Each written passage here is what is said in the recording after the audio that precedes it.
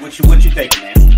I've been in the polyamory love style. I can't even say lifestyle because it's not a lifestyle. It's a way of loving, not a way of living. I've been polyamorous for about 10 years now. Okay. And the mindset for me is mentally, I think I've been polyamorous longer than actually practicing it because I've always felt that this like monogamy just doesn't fit for me. Right. I don't understand why I have to only love one person or why I can only show affection for one person. Where is this written? Why do I have to go along with what the societal standard is supposedly is? Right. And then the problem comes when you love somebody too much. When you let yourself love somebody too much, and they don't love you the same. It's not even matter whether they love you back or not. They can love you back, but it's still unhealthy to love somebody that much. Which I understand that ideology of that. Well, I can't have. I might as well. I've been there. I know that. But at the same time, you have to realize, what your culpability is in a relationship going, however it went. You start thinking about, well, damn, I did this. So, you can love somebody too much. And then, see, this complicates things for us men because we already have a hard time forming those emotional attachments. You already told don't do that. The missing link to that goes back to a time before we even thought, why doesn't my father like that? Is that a protection for me? Right. Or is that the way he was raised? Or maybe somebody hugged him one day, a man hugged him. I'm not saying this is what happened, but I'm just saying we got but there are things that could have happened that absolutely that caused him to be the way he is. Made him feel weird, needed. Right. So the things that we think are sometimes a rejection or a lack may have been a protection. And most of the time they are like absolutely. So if we don't understand that, all we know is the rejection. You see, like what I understand with my father, men were going to jail, killing each other, and then now we got bisexual, then we got gays, now we got transgender. So with all of that going on, the purpose of that was removing the black man, the black male from the household. Okay? So with him not being in the household, she's getting the welfare, or she's out there in the workforce, forced to take care of herself, and if she have children, to take care of the children alone. Whether he's in jail, whether he's dead, whether he's bisexual, whether he's gay, whatever. The black male was removed from the home, and black woman was forced to provide for the children, for herself. You're missing one other thing that removes black male from the home. That's white women. Because after a while, it was a run on black men, white women. Yeah, white women. At one point, black men, they just had to have a white woman. No matter what their social economical status was, white women was the way to go. And so that pulled a lot of black men out of the house. Damn, I sure missed that. I mean, I know Rick James, I know, you did it. I just didn't think of that as a major absence of the black man. So being a provider means so many things. Right. It means put you in a house. It means I got your back. It means we're doing this together. It means I'm not gonna walk away when things get hard. That's providing, right? I'm gonna provide emotional protection so that you can, I'll be present for you when you don't feel like you can be there for yourself or whatever, so there's so much more definition to the thing, right? And even on the flip side, looking at, the men with kids, right? I remember I did not want a man who had kids. And I was about 25 when I met my ex-husband and stuff like that.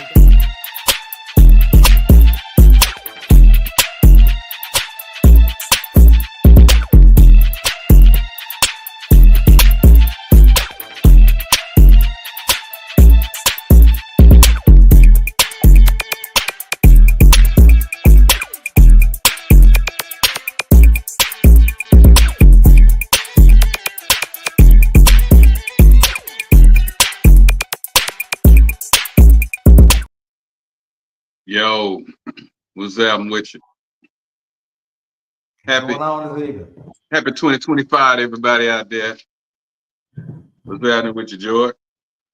Oh, nothing much. Just enjoying the new year, getting to work. Hope everybody had a blessed holiday. Just looking forward to the new year. Another year, another episode. Right. And George, if we not the longest running podcast from the 318. Hold on a moment. Okay.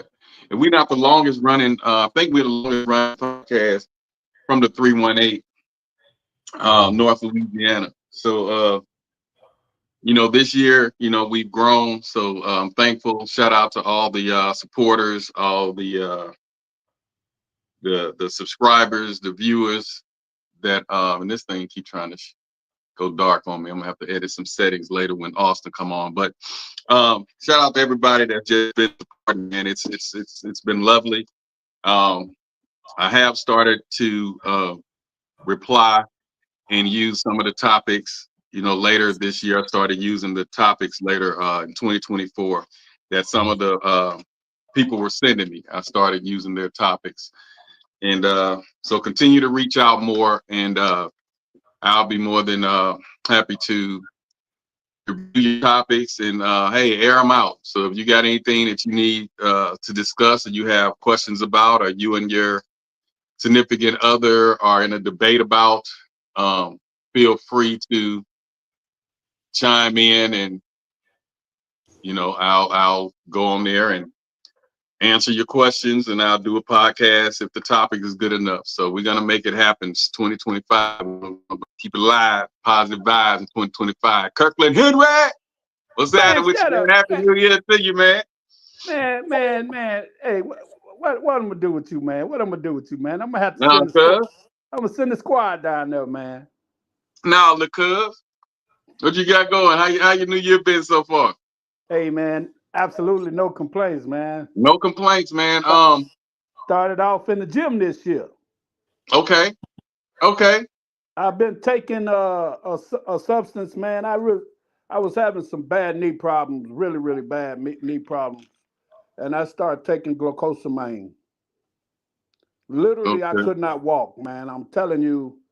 After I left the airport, remember I told you I was in Atlanta back in July. Yeah. In June. After I left the airport, man, I was literally basically harboring for the last 6 months.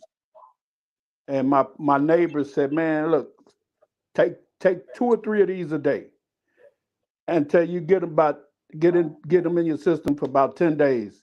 He said, you're going to notice a difference. And I'm back in the gym, man. Wow. So some of the things that they be really work. Well, glucosamine actually has got a substance in it called couturine, I think it is. And what it does is it takes water to your joints. Right. It lubricates your joints. And so and it decreases inflammation. Mm-hmm. So it really helped me out tremendously. The fact that I'm walking again without harboring. And then I went to I've been going to the gym.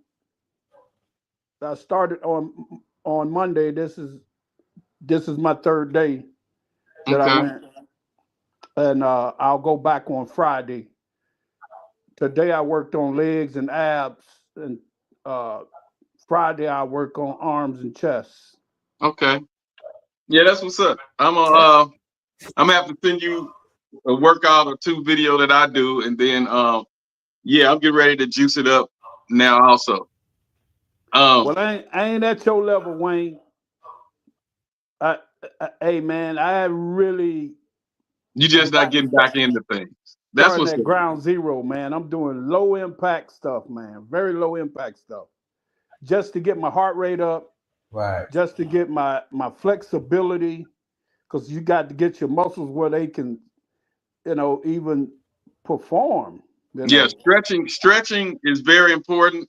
And you gotta feed them. You gotta feed them. Yes. Yeah. Right. And if you don't feel soreness the day after, you're not doing your job. And a lot of times, like I work out a lot of times with heavy weight every now and then. But the real results is in lower weight, higher reps. There you go. You know, so and then once you get that and you get your form, then if you want to see what I can max or but the key thing is training them. You got to train the muscles, man, and then the brokenness come when you start confusing the muscles. So it's deep. You know what I'm saying? But I'm gonna send you the workout video though, because like I said, I think the last time I did it, I benched 315. Right. But I'm gonna show you a little routine that I do though. I got a video where I walk in the gym, I do my workout, then I walk out the gym. So I'm gonna send you that. And probably around March is usually when I kind of reach my peak at what I'm gonna do. So I start like now till March. By March, if I'm gonna do 325, if I'm gonna try 350, I didn't reach that by all the small steps leading up to it. And I'm gonna go at least 3 times a week, at least 3 times a week. And I don't do no more than maybe 45 to an hour. You don't want to spend your whole day. If you haven't done what you're supposed to do by then, you're just wasting time in the gym. You in there browsing. You ain't in there to work, because if you working, you're gonna take short rests and you're gonna get back on them reps. You're gonna get at it. And I do a little supplement before I get there. So about 15-20 minutes before I get there, I do my supplement. So when I'm there, I'm amped, I'm ready. You know what I'm saying? I'm like, I did C4, stuff like that. I'm like, where is that? Bring it on, Because when you start, I bought a mixer, a high. It's a professional mixer. It didn't cost that much. It was maybe $120. Because when I mix up my shakes and my proteins and stuff, I don't want a juicer that's gonna spit out the hull and all. This thing grind up everything. Right. This thing, hey man, the drinks I've been making, man, the healthy drinks I've been making, the shakes I've been making, man, with the ginger and the turmeric and the apples and the pineapples and the carrots, and man, they've been making me feel so good, man. Yeah. I got a couple of those recipes too. So it's up. But I'm gonna start hitting you up probably. What time you normally go to the gym? I go to the gym by 9. I'm out by 11. Okay. When you go, you say 9, that's 10 my time. I'm usually leaving around that time. I'm an early bird. I like to get in there around 8:15. Hey, when I get my vehicle back, my son got my truck. Okay. Because listen, man, I'll be in there at 7, truth be told. Get it over with. When my old lady go to work, I go straight to the gym. But since he got my truck and he work nights, I try to give him the benefit of the doubt, because he go with me, see. But kids, they show up like on their time, not your time. Especially today's, Yeah. But all right, y'all, we're gonna kind of dive in here real quick. What we on tonight? I couldn't even see it. You didn't see the topic? No. Okay, the topic we on tonight. So this is why while I'm doing the intro and the trending news, you can be getting your mental together on the topic. But the topic is this: are your dreams ruining your reality? The women who want the 6 feet, 6-figure, guys are trying to say that's what they need, that's what they have to have. So someone that's making 6 figures, he got to be at least 6 feet and all that. And then they lonely. They single, and then they claim they happily single. But then around the holidays, they hollering about, they looking for somebody to can I borrow your man, all that crap. But they happily single. Oh, it ain't no man. Right. So That's what we're gonna talk about tonight. Are your standards so high that the men are out there, but you think you deserve, I deserve this and that and that because of social media? Because before social media, that wasn't an issue. But we're gonna get into that when when I get to the topic. So 2024, it was a lot of heartbreaks in 2024, especially in the hometown of Bastrop, Louisiana. And shout out and moment of silence go out to all the families that had those tragic lost in 2024 in Bastrop. You know, y'all already know Monroe always was hit, but it just kind of touched a little bit deeper home when it came to all the things that happened in 2024 in Bastrop. It was so many deaths back to back, parents burying children, and that was just crazy. And it happened all through the year. You know, I think 2024 there was more deaths back to back in 2024 than ever of parents having to bury their children. And so my shout out goes out to the hometown of Bastrop for the ones that had to bury their children.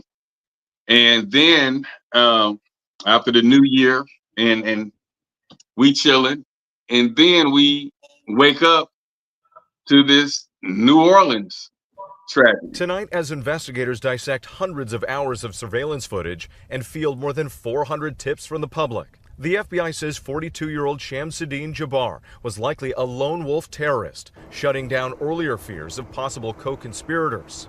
We do not assess at this point that anyone else involved in this attack except for Shamsuddin Jabbar.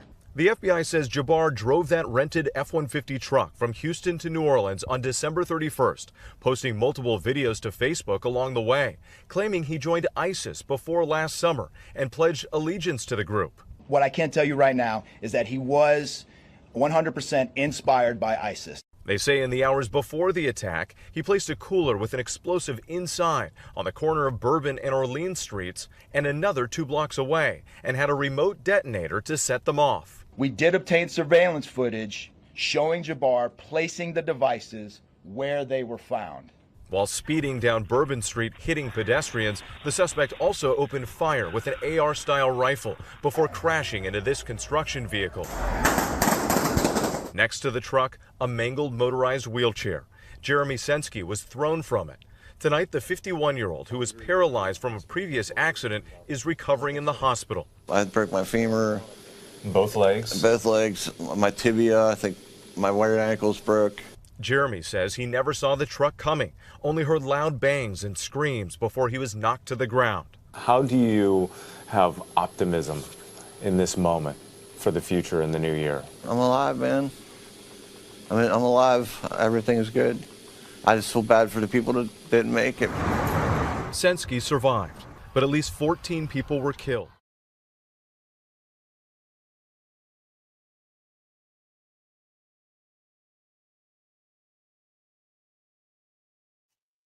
Louisiana, man, I don't know. But yeah, that was crazy. And the sad and crazy part about it is I was gonna bring the new year in here, and then I was gonna go to New Orleans, like maybe leave out around 6, and I think it's like an 8-hour drive, 6 or 7 that morning. I was gonna be on Bourbon Street that Thursday, and it just so happened that the mother-in-law came down here, so that halted my plans, my trip. And when I went down there, and that kind of halted the trip. I mean, you know, when she came down here and we didn't go, then I woke up and saw that. I was like, Bourbon Street would have been dead anyway. And the only thing that besides tragic, and my prayers go out to the families of the lost, it's not about, you know, they had a game that upcoming weekend, and the city was trying to get Bourbon Street back open. You know what I'm saying? It wasn't no moment of silence, no moment. Usually you're there, you know, you should shut it down for at least 3 weeks, at least a month to mourn the loss. They had that happened on that Thursday, well, at midnight, so that Thursday morning, they had Bourbon Street back up and running that Friday. Of course, you're not going to miss that morning. Dude, and it was packed. They even had Master P walking the street trying to promote people coming back to Bourbon Street. And I'm like, what type of shit is that? This is a senseless world. You know what I'm saying? Well, what you trying to implement that you and I matter. We matter. So let me explain that. This whole world, man, has billions of people on it. And we like to think that we really matter. But we only matter to the people that care about us. The people that are in charge we should matter to. If it comes to, am I gonna stop my millions of dollars that's rolling in here because somebody died? That's just not gonna happen. 15 people died. But the world has never worked that way. The world has always profited off of tragedy. You know, they might shut things down for maybe a couple of hours nowadays, but it's too much. We matter to the people that care about us. Right, but whether they care or not, the judge is gonna overrule their care. They might even care about you, but that dollar means exactly. They gives not a damn. Right. I mean, how many times do we watch news every day? We hear about a terrorist attack in the Middle East, and we just shrug our shoulders and keep on moving. We don't really even think about it. Right. You're right. I mean, we want to matter. We should matter. We really should. But that's just that.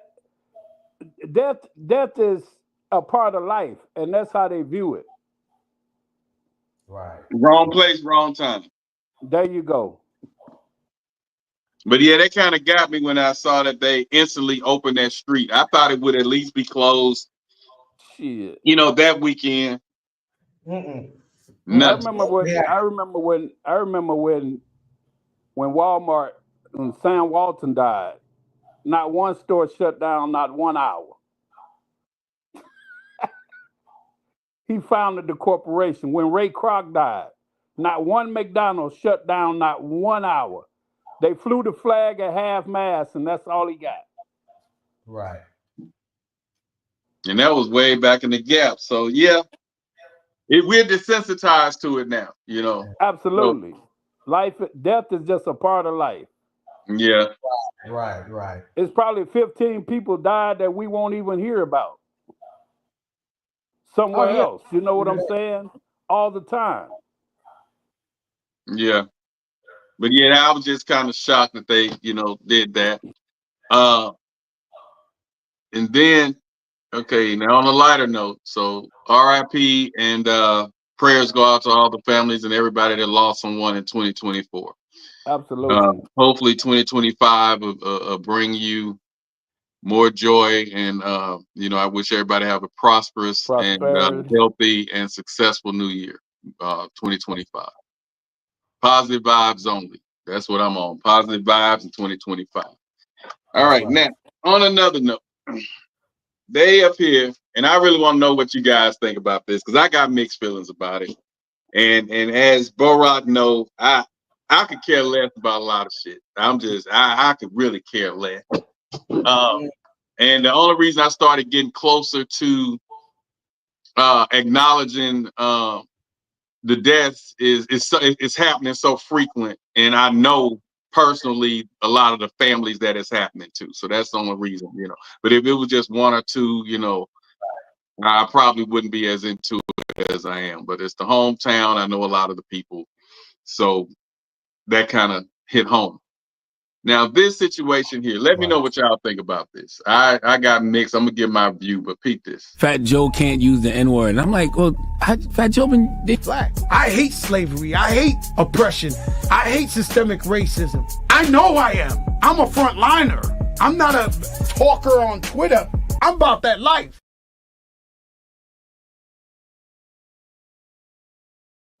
Fat Joe using the N-word. Okay. I'm going to see what y'all think about it, and then I'm going to give my view. But Fat Joe, they trying to bring up Fat Joe can't use the N word. So when he talking and he's saying things like, and then the nigga came from the back, and my nigga came, and he be talking about Puerto Ricans, he be talking about the white guys, he be talking about blacks, is whoever around him that he feel like is his nigga. Whoever is doing something, he just used the word nigga, whether it's his cousin, his brother, yeah, this nigga, and he'll say that to his cousin, and he's Puerto Rican. So now the what is it? The N something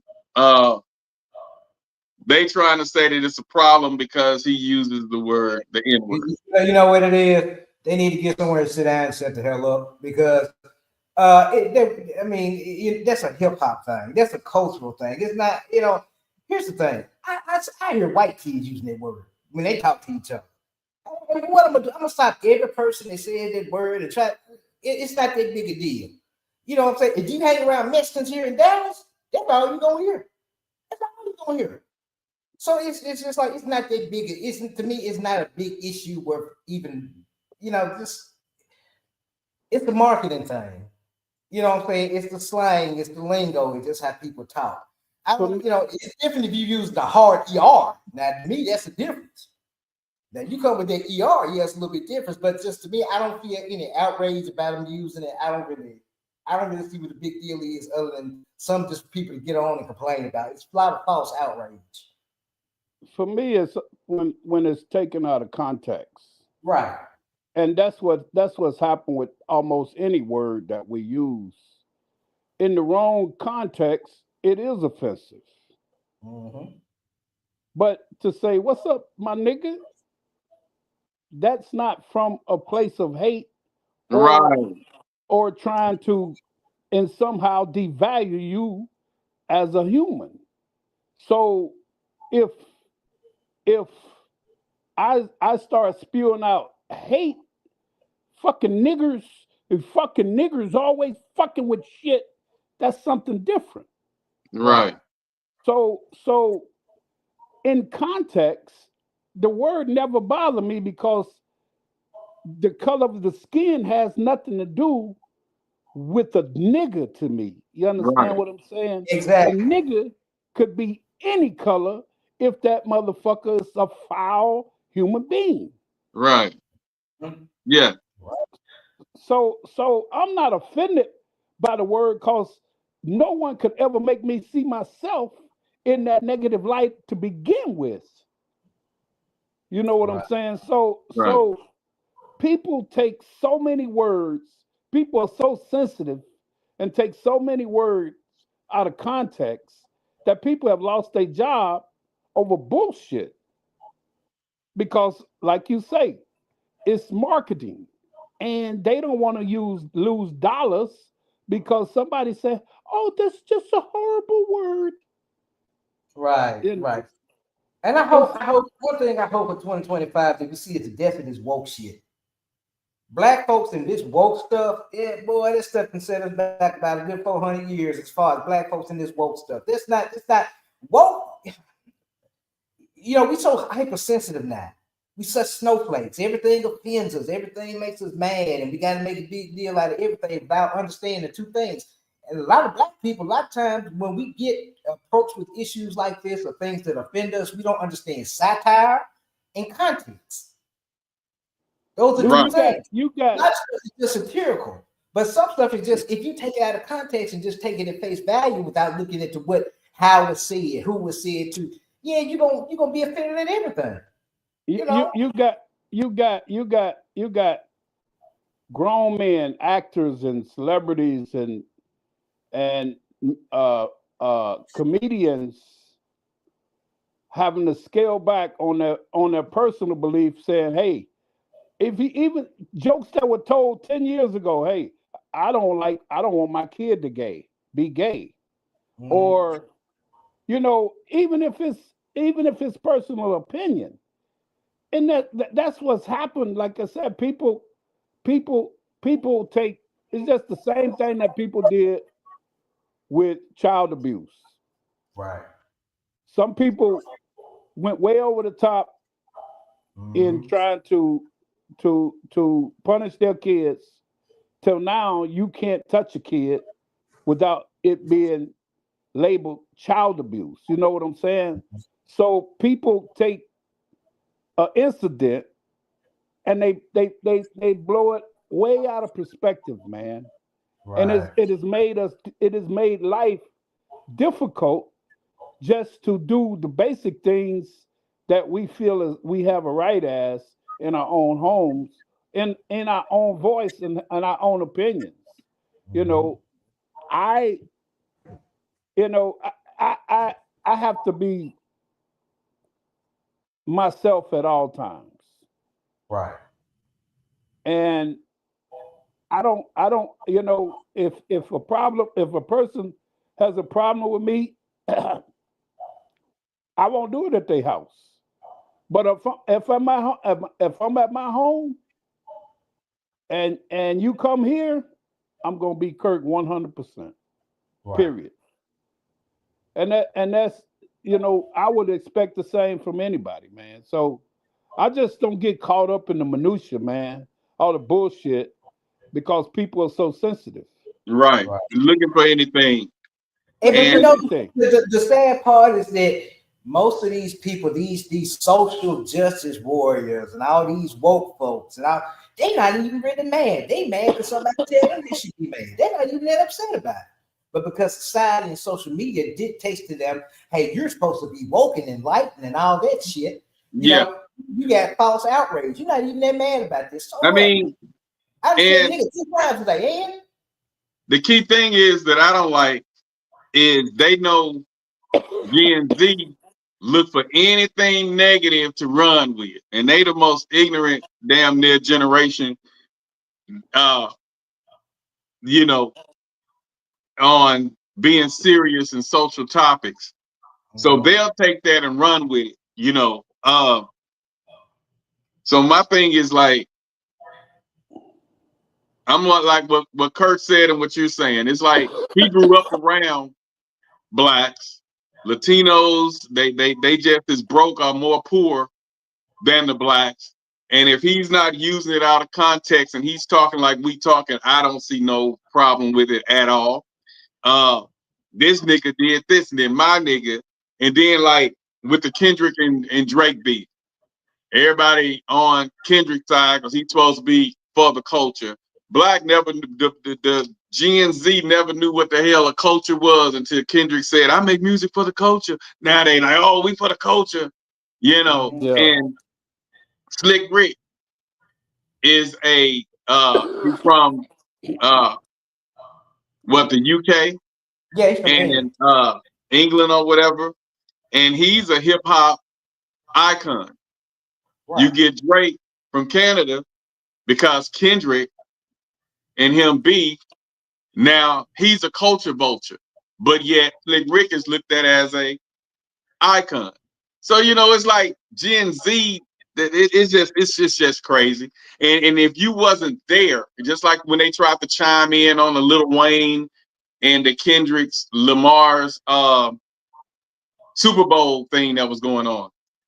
Right. If you didn't know Lil Wayne from the Hot Boys and from the first Carter and all that, you have no reasons, no business even speaking on what Lil Wayne can do. If you didn't know the block is hot and all that. So Gen Z ain't got no business chiming in on no Kendrick versus Lil Wayne because they didn't know Lil Wayne till after Lollipop. And that's a totally different Lil Wayne from the Hot Boys and his first solo career till the Carter 4 and all that. So nothing. So yeah, they throw it out there. Gen Z jump on it and blow it out of proportion, and that's what happened with the Fat Joe thing. He shouldn't say this. He shouldn't say that. I just feel like even with Eminem, I'm like with Eminem choose not to use it because of the generation he came from and the respect of the people who he worked with, Dr. Dre and all them. You know what I'm saying? And they don't care for him using it, so he refrained from using the word. Right. But if you grew up in that around that, And like Kurt said, the nigga is not a color. It's if you Google it or look at it, it's considered an ignorant person. Right. And that could be any color, any race, any whatever. So I have no problem with people who came from the struggle or people who know the struggle, because probably white guys that you grew up with from your neighborhood that grew up, you know what I'm saying, dating black girls. The dad may be black, the mom white, and whatever. Or they may be Puerto Rican, Mexican, but they grew up right beside you in the hood. You went to school together. You spent the night at their houses. They spent the night at yours. So it's like, long as they're not using it out of context and saying you niggers are this and that, or you people, I get more offended with, you people, what I'm saying? But yeah, I have no problem with Fat Joe using the N-word, and he can continue to use it. Stop being so goddamn sensitive. That needs to be the move. Please distill this woke stuff out this year. Yeah, everybody's woke now. Man, I got woke in shit when I went to Jackson State. So it ain't nothing they can tell me. And let's stop following all these cooning black celebrities that doing all this woke stuff, like having their kids wear dresses and shit. Let's cut all this garbage out this year, because it's killing us. It really is. But it's only gonna get worse on that side. All right, topic of the night. But you know what? That's why I don't go to movies. That's why I don't listen to a lot of these black celebrities. That's why I don't consume their products, because they with that bullshit. Right. They getting paid to push that crap on us. But like I said, that's another topic. They get paid to feed us the bullshit. And then Gen Z gonna fucking run with it, man. They gonna drive that shit in the ground. You understand me? Okay. Now, topic of the night. This is the Speak On It podcast 2K25, first episode, first series of the new episode. Are your dreams ruining your reality? And this one is more, to me, I feel like, geared towards the women, because more men are logical thinkers. And women feel like, a lot of the women feel like they have more options, per se. And a lot of women are more followers, per se, than men are. We could look at something and see a guy do something, and we'll be like, if that works for him, let him do that, but we're going to do this, But women tend to go along with whatever majority does.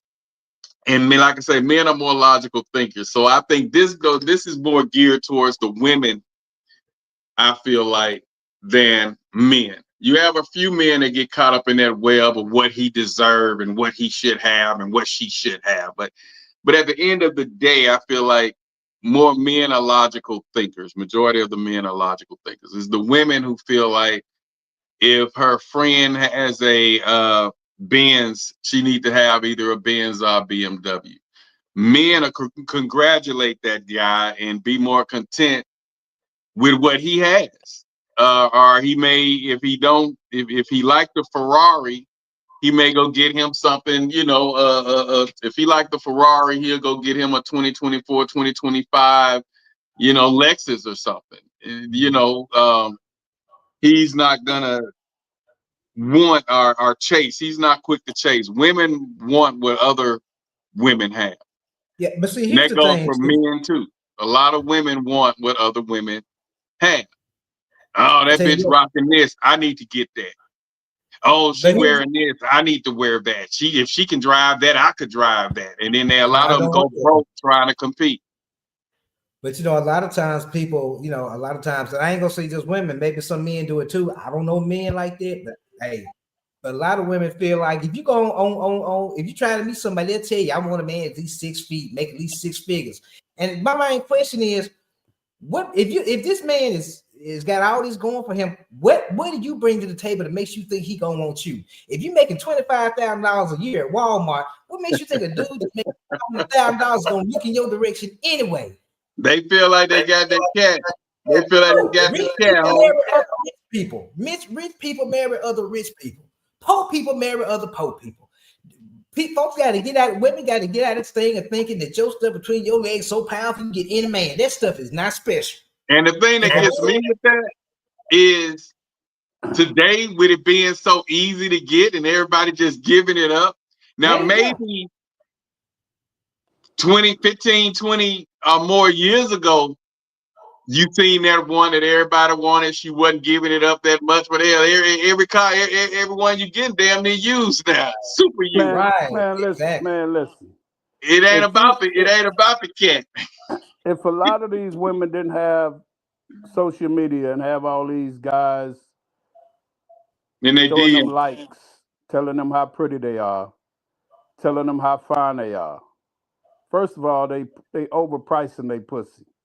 Way overpricing their pussy. Well, be honest with you, Bo-Rock, I don't think they're doing that because you can get a lot of them with a blunt. Yeah, but that's what I'm finna say. Let me finish. They so lonely and desperate too that they don't know how to keep. They want to know a real man and how to keep him when they do get one. See, because they so caught up in the wrong things that when they find a good dude, they ain't even ready, man. They pass by good dudes all the time.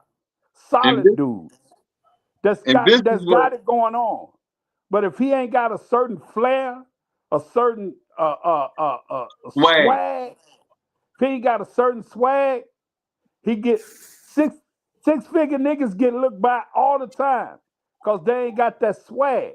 And then you could take a nigga like me that'll fuck the brakes off of him, and I won't have to give him nothing. Hey, but you know what? Most real, but see, you know, most niggas like that is real 6-figure niggas. They don't advertise. Some of them you never know, and the ones that's really about their business, they ain't thinking about their woman. They thinking about their grind. A woman comes second. A woman comes after, and they got options. So, like I said, if you're working at Dollar General and you got your nose stuck in the air, you thinking, man, I gotta get a dude to do this. First of all, dudes like that don't shop at Dollar General. How you gonna meet them? And if you breaking into galas or something, you're not even in that circle. And dudes like that are not on Facebook dating. So yeah, it's not the fact that your dreams are messing up your reality; it's that your reality is messing up your dream. Because and you ain't it. And the more likes they get, the more pictures they post. Oh yeah, you're right. Yeah. Hey, peep this. This is what motivated the topic for tonight. Here's one of the motivations for the topic of the night. Check these out. What would you want his income to be? I feel like this is gonna sound bad. I feel like 300,000. I would have to say 127. Probably 150 to $250,000 a year. $500,000. Is that bad?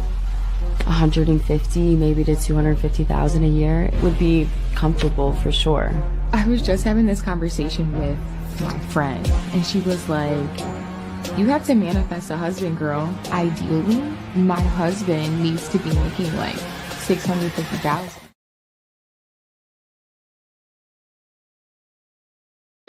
260,000. God damn it! You can't make this shit up. Now, do people not understand if you make like $25,000 in the U.S., you like in the top 1% in the world? Do they not realize it? And here's my thing. You see, you ought not be allowed to date anybody make more money than you. You ought to have to date somebody make the same amount as you, so y'all grind this stuff out. Because these women out here thinking dudes with, first of all, it's not that many guys making that money like this. It's pulling 500, 600,000 a year. It's some, but not a lot. But the ones that are, they ain't studying them. And it's like I said, their reality is not matching up with their dreams. They believe too much of social media. They believe that if a guy hitting a button on a thumbs up on your booty pic means something. That don't mean nothing because he's not speaking on you as a woman, as a person, what you bring to the table. And that's what a lot of, I feel like that's what a lot of our women don't understand. A man nature it is to go out there and get as much sex as he can get. Right. Whether he married, whether he's single or whatever, is to get as much sex as he can get. And if you advertising sex, and a lot of women won't admit this, but they know what I'm saying is true. Right. He can screw you today and act like he don't know you tomorrow. Right. And just because they in your DM, you find you cute, and then y'all have sex, you gonna find him with somebody else to when you trying, if the sex was good to you, to the female, and she end up getting hooked, she gonna find out that he got 3 and 4 others, or the one he living with, you know, like I say, every guy, and I'm telling guys secret, every guy gonna have at least, every single man if he a real single mandingo, he gonna have at least 3 women. One that he either living with, or one that he bonded to. He gonna have that other one that he'll go to if they was to split up. They were supposed to be together, but he won't be with her because he was with this one first. And then they gonna have that possible on the side. It's like playing spades. Right. You know what I'm saying? I got this, and a possible. Every real man I know that's single gonna have that real nigga shit. Right. So Possible. 2 and a possible. You know, and real niggas. And so these women running around here, they need 100,000. He need to make that. My thing is, we need to find out what they baby daddy make. Who they got these damn kids by? Because I bet you he ain't no 6-figure nigga. But D, how a lot of these women and these men, I'm gonna be fair because I don't want the women saying I'm women bashing because it's not what I'm doing. But how these women think they can even speak on what a man earned when they don't usually have a conversation to get in the door with a nigga like me anyway? Well, now you woman bashing. You woman bashing.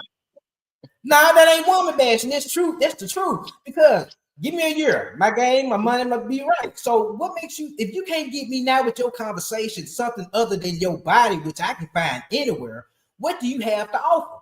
And and on the cool, George, that was always my thing. Because growing up from elementary shit, junior high school, women has never been a problem to me. Getting women never, ever been a problem. So a woman couldn't just get me by saying she gonna give me some sex. That's nothing. I can go there. I can text right now. I'm on my way, and then whoever over to the house when it gets sent home. So it's like that wasn't no big thing for me. So I never was one who was caught up in the tricking, and if you pay my bill, I give you this. If you pay my bill, I give you this. I'm like, see ya.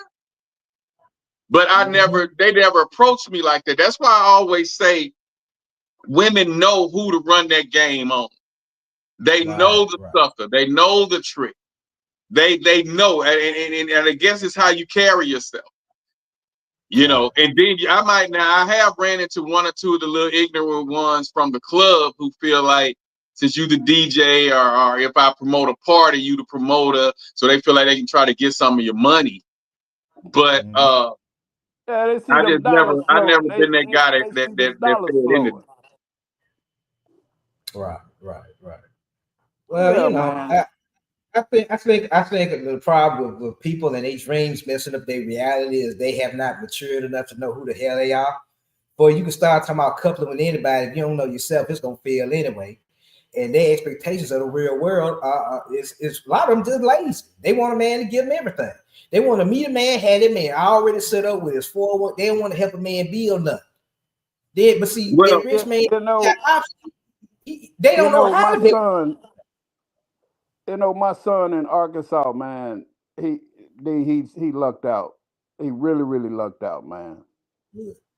So he met this girl. He had just broke up with a chick, and then the chick called him a couple of months later, talking about, hey, she pregnant from another dude. Like, could he help her get an abortion? He's like, what the hell are you calling me for? He's like, what?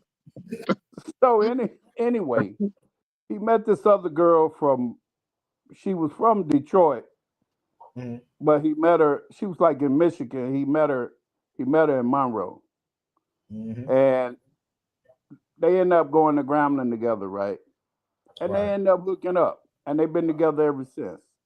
The beautiful thing about the story is when he graduated Grambling, Walmart offered him. They recruited him. They came down with their recruiting agents and recruited him, and they offered him $65,000 starting salary, first year out of college, right? So he got with his woman, man, and she was in school, but she couldn't get a nursing degree because she had a past felony on her record. The Ravens called. They knew the governor of Louisiana real good, and they had that expunged from her record.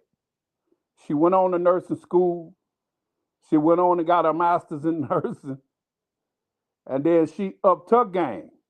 And then when my son moved up over 100,000, she got out of working in the hospitals and got into administration and upped her game. And every time he bumped, she bumped. Right. And so that's how he lucked up that he got somebody that's climbing the ladder with him. Well, man. but to be honest, Kurt, and welcome Austin to the stage. Happy New Year to you. Same. To be honest, Kurt, that's how it should be. Yeah. You don't go off in a relationship looking for someone who makes this amount, especially women that's not making that amount. Like they say, they'll look at the 100,000, 200,000, and like one lady said, 100,000 a year is not enough for her because she divided it down, and she say, so that means he have to make $240 some a week, and that means I'm taking his whole check, so that ain't enough for me. If we go out, it's gonna cost us $300. If we go out to eat and then we go get a room and we have sex, it's gonna cost over $300 to do that, and I don't want to spend his whole day pay. You know, so they got she was rapping. And she was rapping. But here's my thing though. A lot of these women that put, especially when it comes to a man's finance, where your money at? Exactly. You want to be Here's the thing. You want equal rights. You want to be liberated and all this bullshit when it's convenient for you. When it comes time to break up and pay them bills, all of a sudden I'm just a girl. But you want to act like a man every other time. You want to think you a boss. You want to come with that boss be energy. That ain't real. Pick a side. But exactly. And a lot of it is bullshit and internet propaganda anyway, because majority of the women out here, they ain't making 100 grand. And that man that's making that on the regular, it's very rare that you're gonna find that. Peep this. Say I want a man that make $100,000. You eliminated 85% of all men. 85%, that leaves you 15%. Half of that 15% is married. 7.5%. Half of them gay. Or live an alternative lifestyle. Take that down to 3.5%, 4% that you got to choose from. Then you want him over 6 feet, 2%. He can't be obese, 1%. You don't like Sagittarius, Leos, or Cancers. Well, now you at 0.5% of a man that you got to look for. You got to find him, and then he got to like you back. That type of man that makes that type of money has requirements for a woman too that now you have to meet. This is why so many women are struggling that make money when they step out here into the day.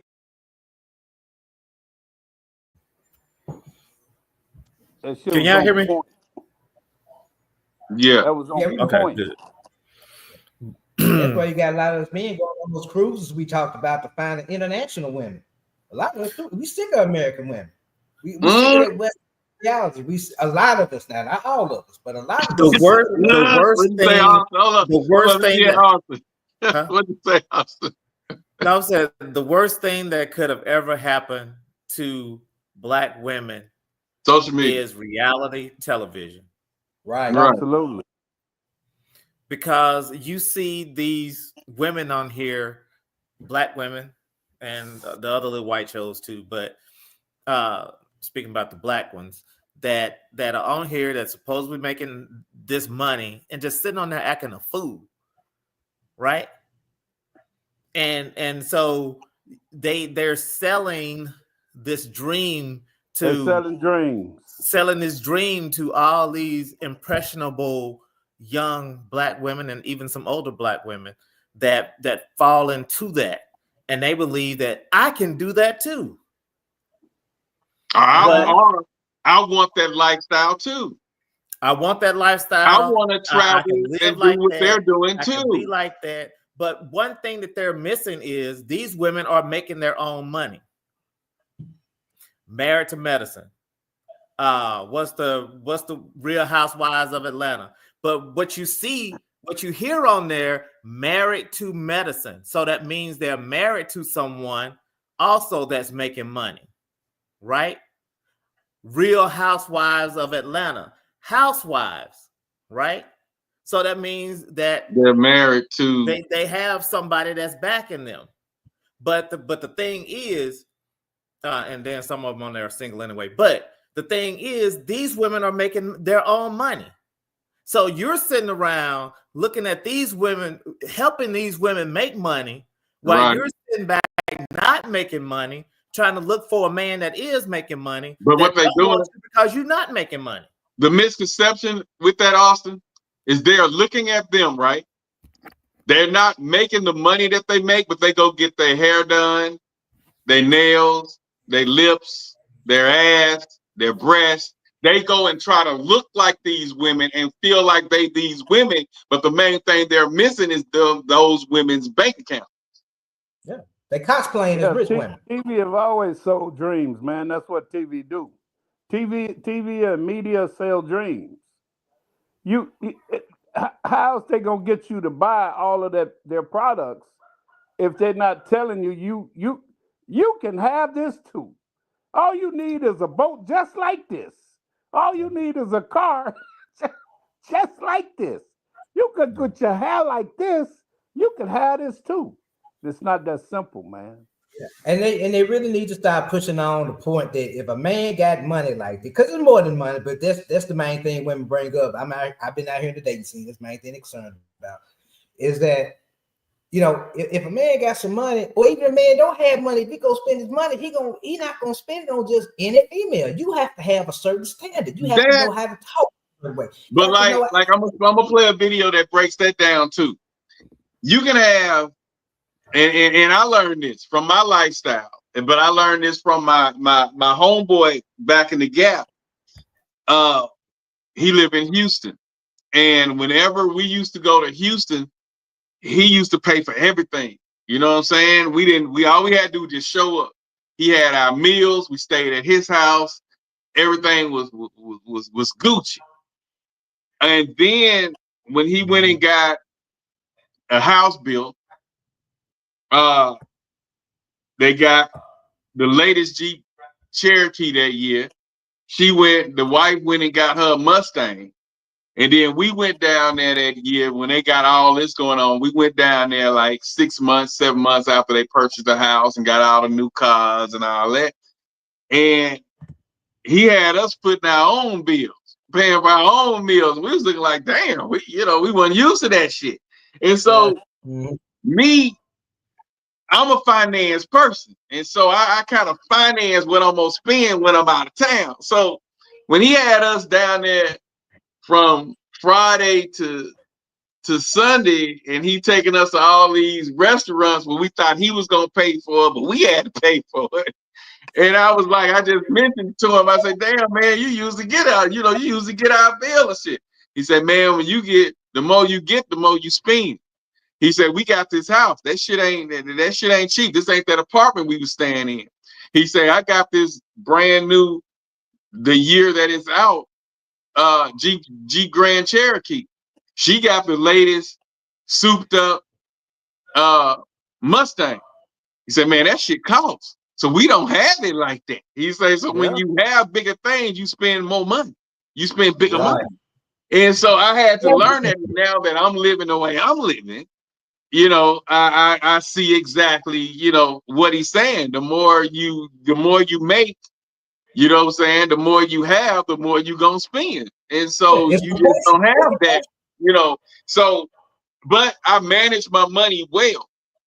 So I'm saying that to say that 100,000, 150,000, if he got habits, if he got bills out the ass, if he trying to live that lifestyle where he driving a goddamn Ferrari, he got a $800,000 house and he paying $5,000 a month to live in, that 100,000 can easily go down to a person that's making 25,000 a year. You got to look at what's their gross and their debt to income ratio.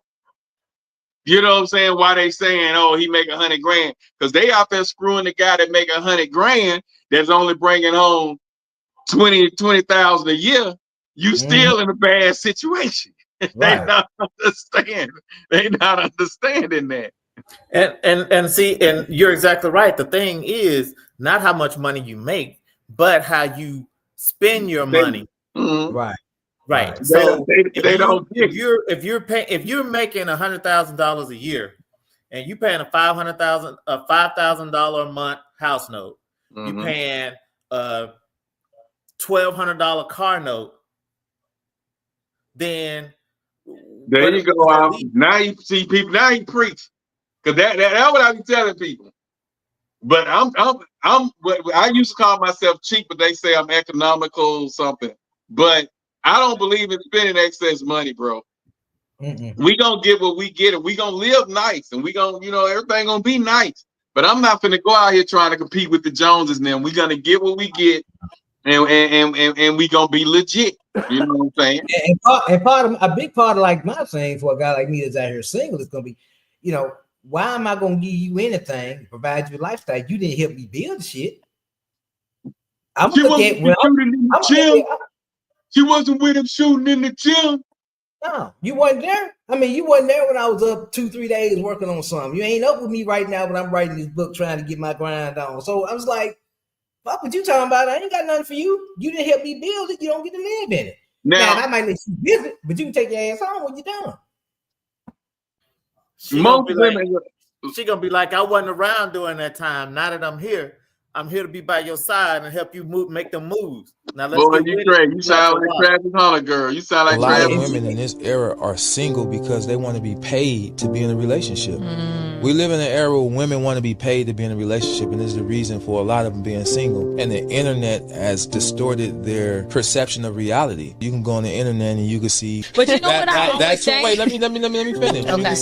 You can see Quavo buying a Ferrari, and they're like, "Yo, I want a Ferrari." But guess what? The woman Quavo is with can buy him a Ferrari too. You get what I'm saying? So y'all have these unrealistic expectations because y'all want to be with millionaires, but most women, every woman ain't gonna be with a millionaire. So if you go online and go on the internet and let the internet write the blueprint for how your relationship is gonna be, baby girl, you gonna be broke, hungry, and stranded. Because most of that ain't real life. Every dude ain't balling out of control where he can pay 100% of your bills and his. You have to find a setup that works for you.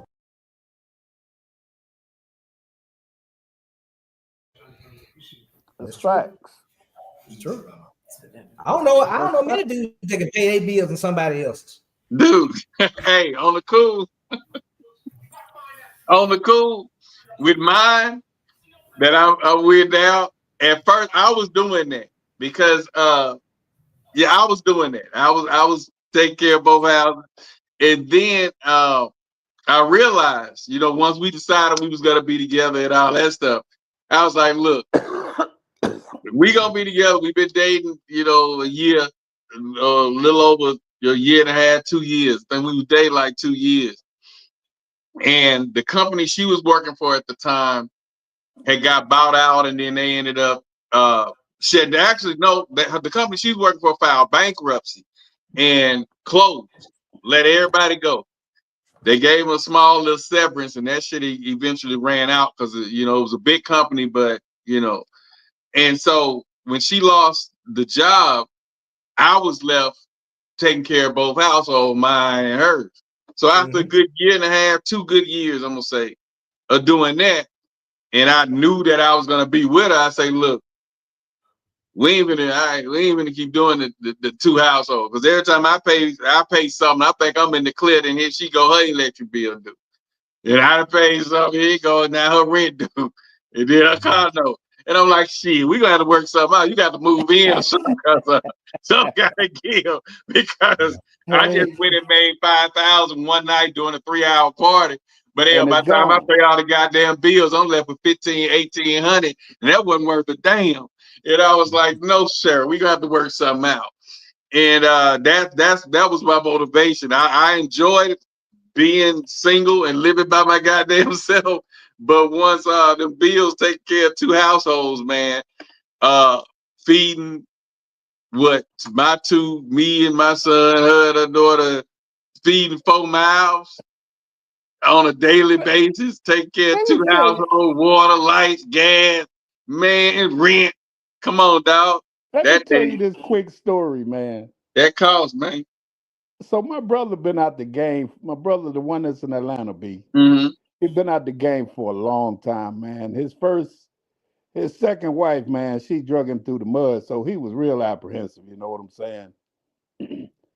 He got on alcohol real bad. He got his life cleaned up, got himself together, man, and he was close to retirement, man, when he met this girl, man. So he already pulling in $4,000 a month from the military. He'll get that for the rest of his life, right? He get that automatically. He pulled in another $3,600 retirement, right? So he pulling in $7,600. But before he got 2 vehicles. He got a nice Toyota Tacoma truck, and then he got another old school, it's not a Capri, but it's some type of Buick, but it's real clean. Anyway, he made sure his truck and his vehicles were paid for before he retired, right? Because he didn't want that extra note, right? So all he got left now is his house note, right? And his car insurance. And he only $25,000 away from paying his house out. Right. So he told his brother, said, listen, he met her right in his last year to retirement, like 9 months. It wasn't, he went down there and started good timing her. See, he met her in Strop, right? So he driving down there in the clean ass truck. She started saying, okay. He balling like that, right? Every time he go down there, right? See, a woman be paying attention. I tried to tell him this. Every time he go down there, right? He lay that wallet over. He in the bed. He lay that wallet over there. She see all them big faces sticking up out of there. She know what's in there. So just say he get ready to leave town. He throw her 100. She ain't happy with that 100. She want the 6. See, she want 6 of them 100. She don't want. He give her 100, give her 2, whatever. She ain't happy with them 2. So she quit her job, right? Thinking he gonna step up. She quit her job. She been on her job many years, and she quit and just started hustling tea cakes, right? She's selling tea cakes. You know, I said, well, you know how many tea cakes you got to sell to pay your mortgage? Like, So anyway, he started every time he take a trip down there, he having to pay more money, right? And well, go down there this time, her car need work on. He fixed that. Go down there next time, he got to buy groceries. She ain't got no groceries. Every time he go down there, one time she hit him with that rent. Like, oh, I need my mortgage paid. So my brother started like, hold the fuck up now. Look, I'm not finna take care of 2 homes. I told you I'm close to retirement. Now we can get your house together and then we can lease it out and we can move to my house. It's almost paid for. I got way more room, yada, yada, yada. So she never visited him all the time they was dating. She gave him a key to her crib. So man, after about 3-4 months of that shit, he kept going down there, man, and every time he was spending more money, he went down there one weekend, man, he like, hey, you got his key back. Like, I don't need this key. I know, right? Hey, peep this though. Peep this one. Recently, now this recent, It's this guy, this guy that's a new partner of mine, I guess I should say. Cool kid, cool guy. Knew me since high school. I really didn't know him. But he married this female that I knew. And they got married maybe 2 years, let me see. They got married 3 years ago. And he was in Louisiana, she was in Georgia. He moved to Georgia with her because she had a good job. Come on down here. So he left his job, he moved down here. They hitched up, they got married. They had dated previously years ago, maybe 5-6 years ago. Then they jumped up and then they got married, So they fell into hard times about 4 or 5 months ago. And they were living in a household where he paid his portion, she paid her portion, but she also had her kids and stuff, older kids, grown kids living with them that's supposed to take up, pay their portion, but they would come up short and she would look for him to take up their slack. Even though the fact that they were her kids, he didn't feel like he had the grounds or whatever to say they can't live here or whatever, or no. Right. So if they were going to pay their portion, he was like, cool, they paying their third and we're paying out. So they kept coming up short. So one day she her check came up short due to sick leave or whatever. She wasn't able to go to work. So she barely made anything. School teacher, they get paid like once a year. Well, I mean, once a month, however they go. I don't know. Right. So this particular check, she didn't have anything on it, and they still had their mortgage due. And this is not rent, this is mortgage due. And I think their mortgage had to be somewhere around $2,500, you know what I'm saying, $2,800. And they were all doing a 3-way split on it. And then the husband would pay his portion of the truck note that they had. And so when he paid his half and the truck note and everything that, the electric or his half of the electric or whatever, he was done. He didn't know that her check was going to be zero because he didn't know if she had PTO, she had sick leave. He didn't know. So he gave her his half, and then he had planned with the rest of his money to go spend some time in Louisiana with his kids. So her kids live with her. Keep that in mind. She let her kids move in. She didn't want his kids really moving in or whatever. Right. So he's being a real father, a real man. Something like Georgia do. I'm gonna take care of my kids. If my kids call, they need me. If I'm not able to be there on this day, I'm gonna set a day aside to be there with my kids. And that's what he did. So when her check came up short, he was like, well, I paid my portion. I did everything I was supposed to do. I did not know your check was going to be short. And I planned this weekend to go to Louisiana to be with my kids, to spend time with my daughter that's either graduating, I got something going on, yada, yada. So she felt like he was supposed to cancel that trip and take the money that he was planning on spending down there and put on the mortgage. So now he's stuck in a what do I do, husband versus father type situation. Why is he stuck? But why is he stuck? That's an easy answer for me. But what is it? What would you do? First of all, I wouldn't let her grown ass kids left in my house anyway. I wouldn't do that. Once you grown, you get married, you get remarried, and your kids grown, they need to be on their own. They're complicated things. It's already messing with the money. George is hell. The new George is hell.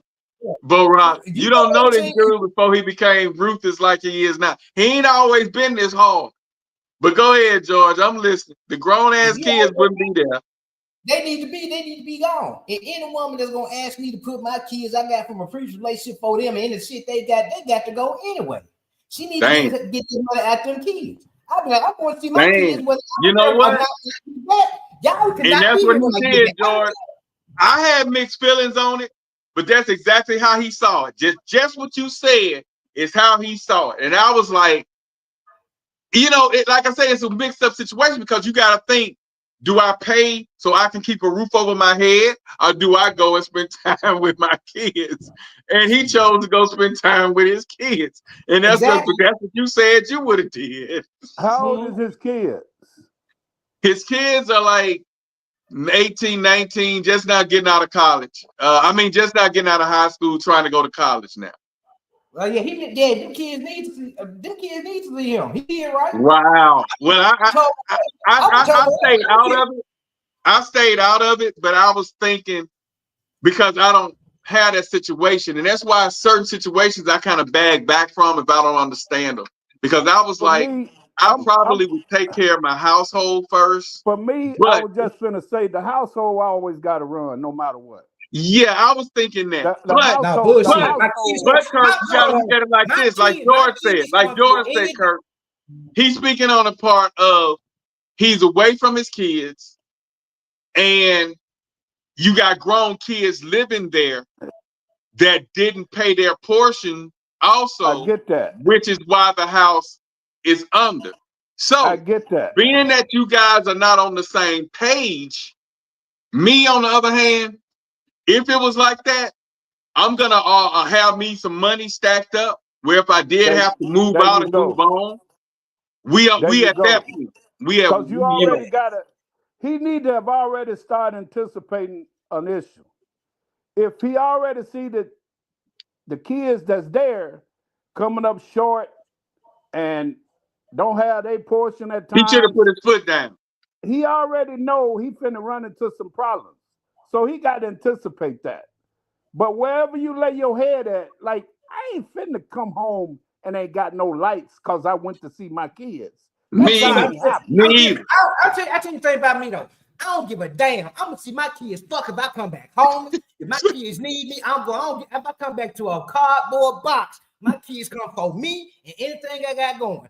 Fuck a wife, fuck step kids, fuck that. My kids, my two boys, that's my blood. That's who comes first above me. Any goddamn thing else. Well, hey. And that's why I love it, Kurt. That's why I love it, Kurt. You see how it's two totally different opinions? Now let me hear Austin. I want to hear Austin on this. Hold up. All of us, let's pause. I want to hear what the Austin has to say about this situation. Well, I mean, I love my kids. I do. But I have to take care of my household because I don't need anything further affecting my peace.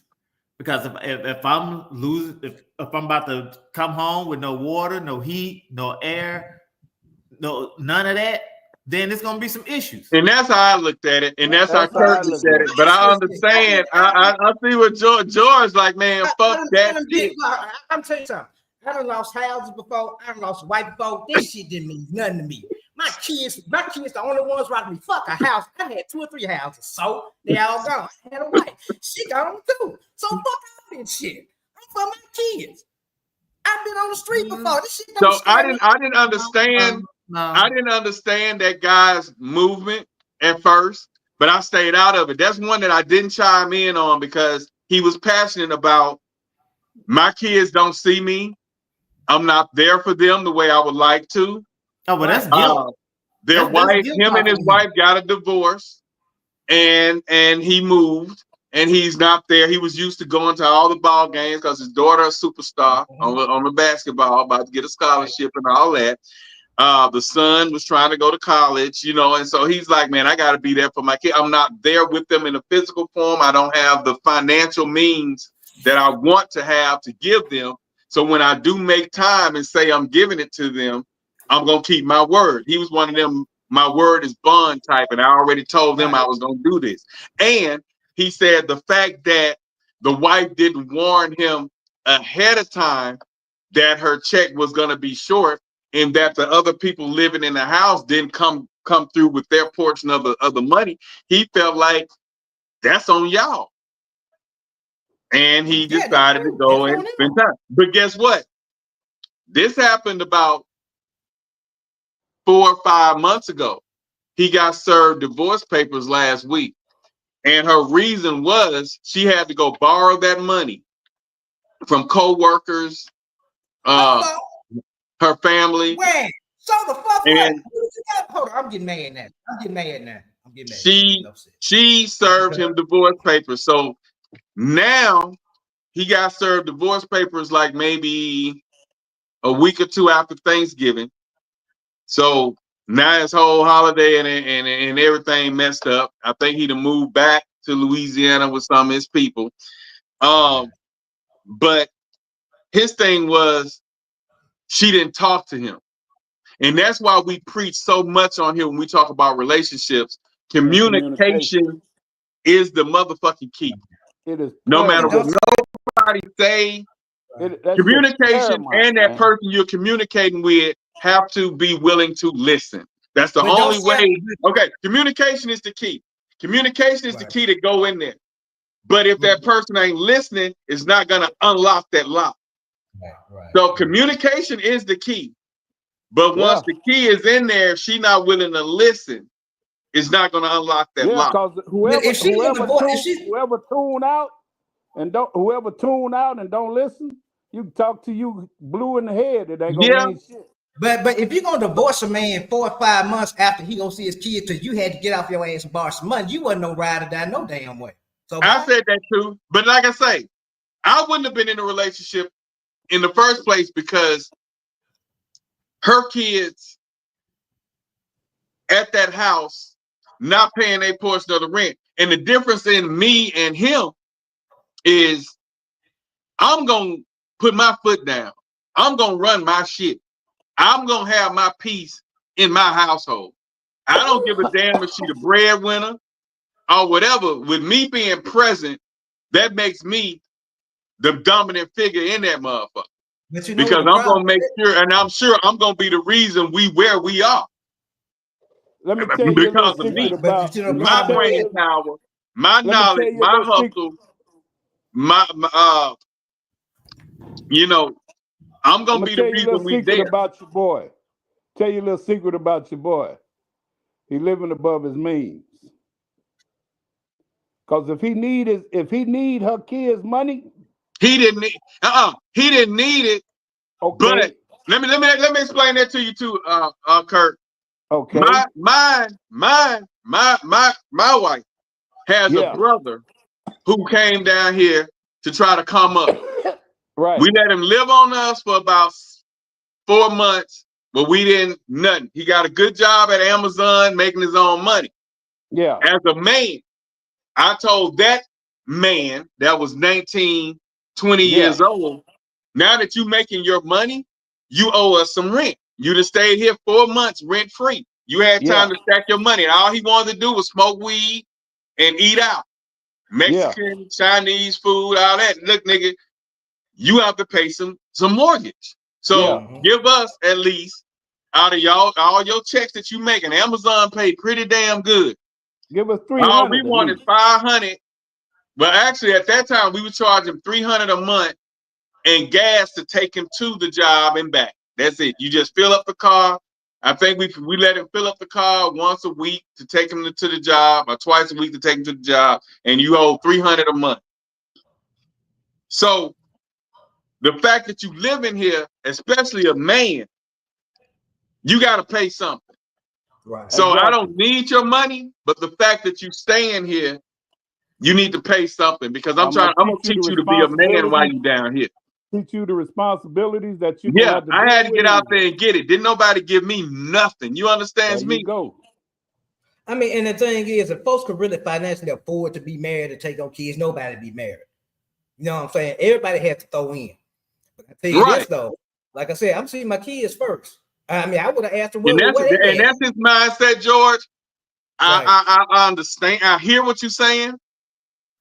I don't 100% see it, but I've never been away from no, you know what I'm saying, no child where my presence was missed and I had to be there. It tears at you, man. It tears at you. It tears because the wife is separated. My kids forever. They had a problem at the beginning because he told her the same shit you saying, bro. And I'm tripping because you saying what he said. That man said that his kids come first, regardless. That is nothing. That is nothing more than damn wife. He told his wife that he just married to, that his kids come first before anything. And that rubbed her so bad because when she was talking about the divorce, that's the main thing she kept saying. He said his kids come before me. Being away from your kids is the hardest decision you ever have to make in life. We clap for them. Women saying this shit every day. My kids come for, we clap for them, but when the man saying it's something wrong with it. Yeah, it is. It is. That's the way they see it. Because I told my previous wife, I said, you and I are bonded by paper. My son and I, we are bonded by blood. So you can be gone at any time, but he's always gonna be around. Now, being away from your kids is the hardest decision I ever had to make in my life, man. Yeah, right. That shit was gut wrenching. But I know the job in Louisiana was played out, man. That shit was over with. If I didn't go somewhere and make some money, I couldn't help them no way. You know what I'm saying? But whenever I would get them every summer, you know, until they could move here. But man, that shit, I feel you, George. That shit was gut-wrenching, man. When you make the decision, when you and your whoever make the decision to split up, then you know the consequences of breaking up that household. Yeah. And if you don't get custody of those kids, then you know that you're not going to see them all the time. You know that you can't be there 24/7 for them in the physical. So you have to deal with that and not allow guilt to beat you down and cause you to do whatever else. I don't think it's I think what happened. Yeah, because I was in the same situation. Wife got divorced. I moved 500 miles away. But here's my thing. I don't think it's guilt. I just think he just really misses his kids. And he like, well, I'm gonna let these grown bastards slay up here and keep me from seeing my kids. He probably like, damn her and damn them kids. Them kids come first. If I was married right now, my son 500 miles away. My son said, come see me. I need you, Dad. And my wife was like, you leave, I'm divorced. You bye, bitch. I'm gone. Dude, that's pretty much exactly what happened, because she was like, so you gonna sit here and see that I'm short on these bills and you still gonna go to Louisiana to see your kids? He said, yeah, because they didn't pay their portion. You didn't tell me that the mortgage was gonna be short. So I'm going to see my kid. It ain't like we 3 months, we are 3 months behind. So we'll get that. But I promise my daughter I'll be there to watch her game and see her get her reward and hang out with her that weekend. And I'm going down to Louisiana to be with my daughter. And he took that money, and you know, it take gas to get there. You driving 9 hours to Louisiana. Then I think he ended up I think he got a hotel. He ended up getting a hotel. So she was looking like, all this got food for 3 days because he left on a Friday, came back on a Sunday.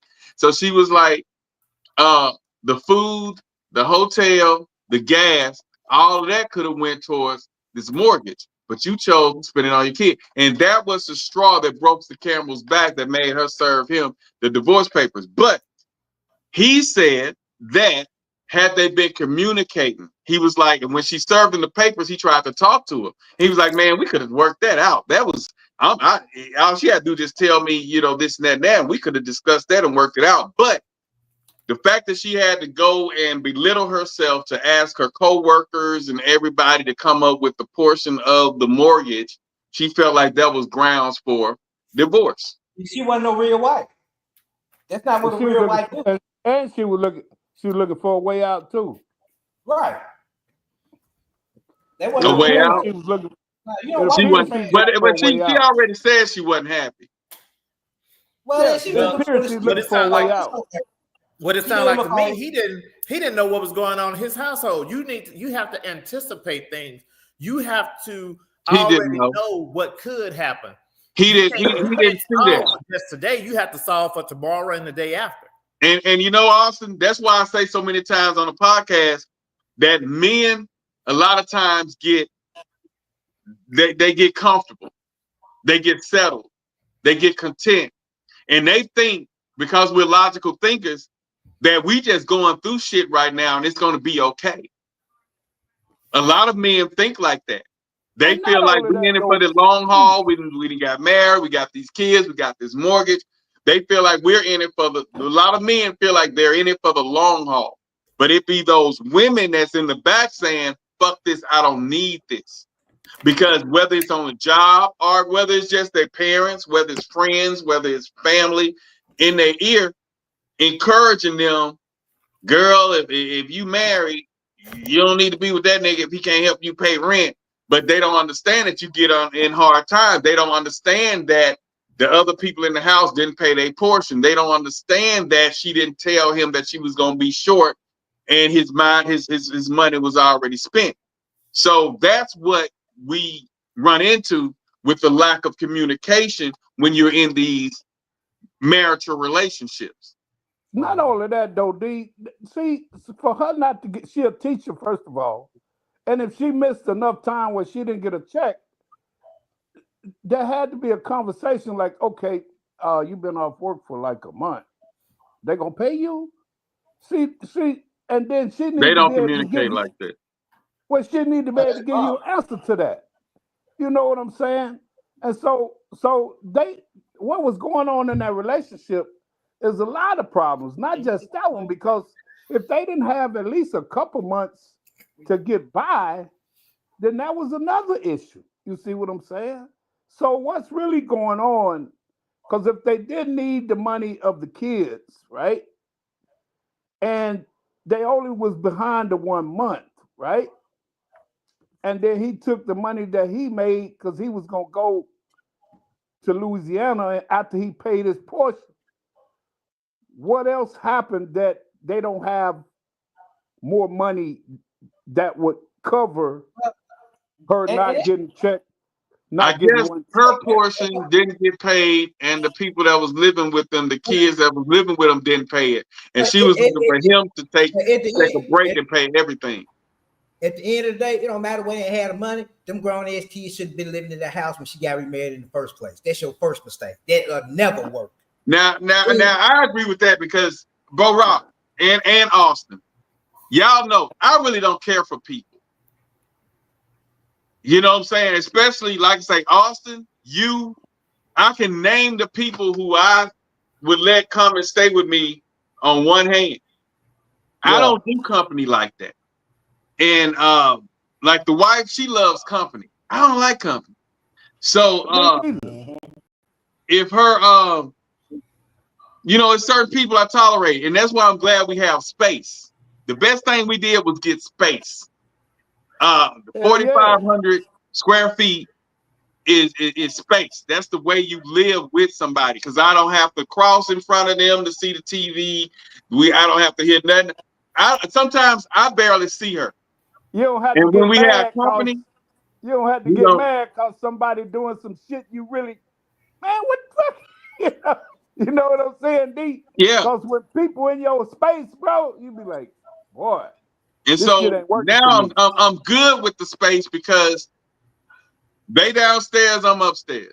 I got everything in the bedroom that I need. If I need my plate fixed, they're gonna bring it up there in my room. I'm cool with that. I don't have to see them people. I speak and I'm up there. But she don't do it regular. But she have company. She didn't have more company come see her than I didn't have come see me, because I really don't do company. And so I think I'm the same way, Tater man. and Luke is the only two people that had ever came down, and my brother Elton. Only three people that ever came down here to see me. She didn't have friends, family members, the whole family. I don't do that. And I speak. I'm cordial, but I'm upstairs. When I go down, I go out. I do what I do. I come back. I go up. They don't even see me. And when they leave, they say, "Damn, we didn't see Black but twice since we was there." Because I don't. You like a cat, huh, D?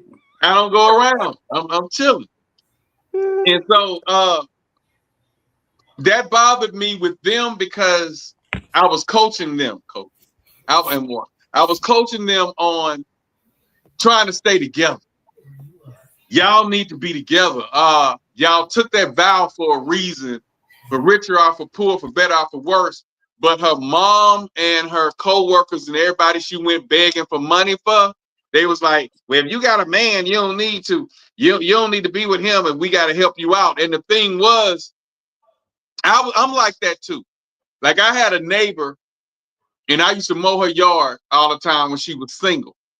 When she moved this guy in the house, I stopped mowing the yard. That became his job. And so one day she came over there and she said, "Damn, Black, you see my grass growing up. You ain't mowed my yard." I said, "You got a whole man living over there now." I said, "Now y'all can use a lawnmower. Just let me know when you need it. You can use a weed eater.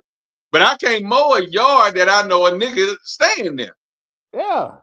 I wasn't raised like that. I ain't your yard boy. Yeah. I wasn't raised like that, but I would mow her yard because it made my yard look better.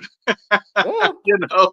But when she got that lame nigga staying over there and he's smoking Black and Miles and throwing them all in the yard and I didn't know he had moved in. Baby boy over there, huh? I didn't know he had moved in, but one day I was mowing, and while I was mowing, all the little Black and Mild little cigarette tips was flying out, from the thing. I was like, and then I started watching the house.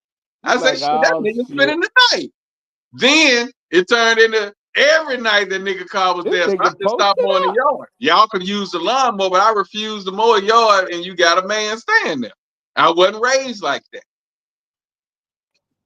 You know? But yeah, she left him. They divorced. She served him divorce papers the week after Thanksgiving.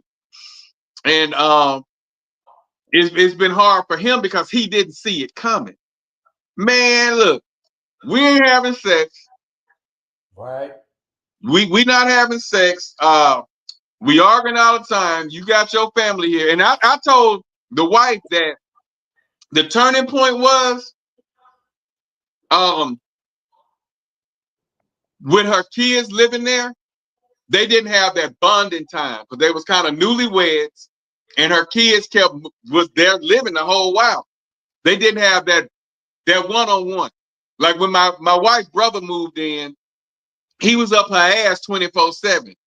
And so I'm like, got too many voices in her head. I was like, fuck it. It's like when she get up and she go in the kitchen to cook, he right there. When she get through and she trying to watch a movie, he's sitting right there. I don't see her until she come to bed. And so had that happened when we were newlyweds, it would have drove a wedge, and I wouldn't have wanted to be there either. There you go. Taking a moment, they just brought me a plate, you know what I'm saying? I know it's late, but potato, what else I have? Hey, y'all see my boy? Nigga, go ahead on, nigga. Don't hang up on your ass, nigga. She also cooks, she caters. Let me say what George would say. Man, forget that plate. Forget that. I'm gonna care about no woman bringing no food. Forget that. I don't need no goddamn meal. George hard now. I use some MREs. I'm gonna go. Yeah. Y'all crazy. But on the cool, I kind of hate they getting a divorce because old boy cool. Her kids to move in. How old is he, D? He probably 50. And she just now turning 50. So they the same age. What? Damn. You know, I know sometimes people need help, right? But if my boys had to come live with me for any period of time, you have 6 months, you have to have a plan, and we're going to work that plan. Absolutely. Because it does not help you to be dependent on me. Well, they didn't do that, Austin. She felt like they her kids, so they can come. Then when he tried to get his kids to come, it was a problem. He should never marry her in the first damn place. That's right. All the way down. Yep. When a person shows you that they're going to treat your children different than they treat theirs, then there's an issue. Yeah, that's the red flag. And that issue's not going to turn around. So they had a lot of problems, man. They had a lot of things going on. They really did. And so that's why I'm not too messed up because they broke up. The part that got me was when I talked to him a couple of weeks ago. And he was like, man, we could have worked that out. You know, we weren't communicating. The house didn't go under. The Where's next his week I job at? gave her the next week I paid her money back that she borrowed. He's like, man, we could have worked that out. He said, but she didn't talk to me. All she did was wait and serve me some papers. It wasn't gonna work anyway. Where's his job located at? He was working in Georgia. They live in Georgia. So but he now just he let at- his job and everything go to move back to Louisiana. And I was like, nigga, you crazy? I wouldn't leave no fucking Georgia to move back to Sterlington, Bastrop, Monroe. He wanted to be around his kids. Yeah. I still don't get it, bro. They would have had to migrate out there to me. Yeah, they had to come out there, man, because it seemed like he going backwards, bro. Yeah.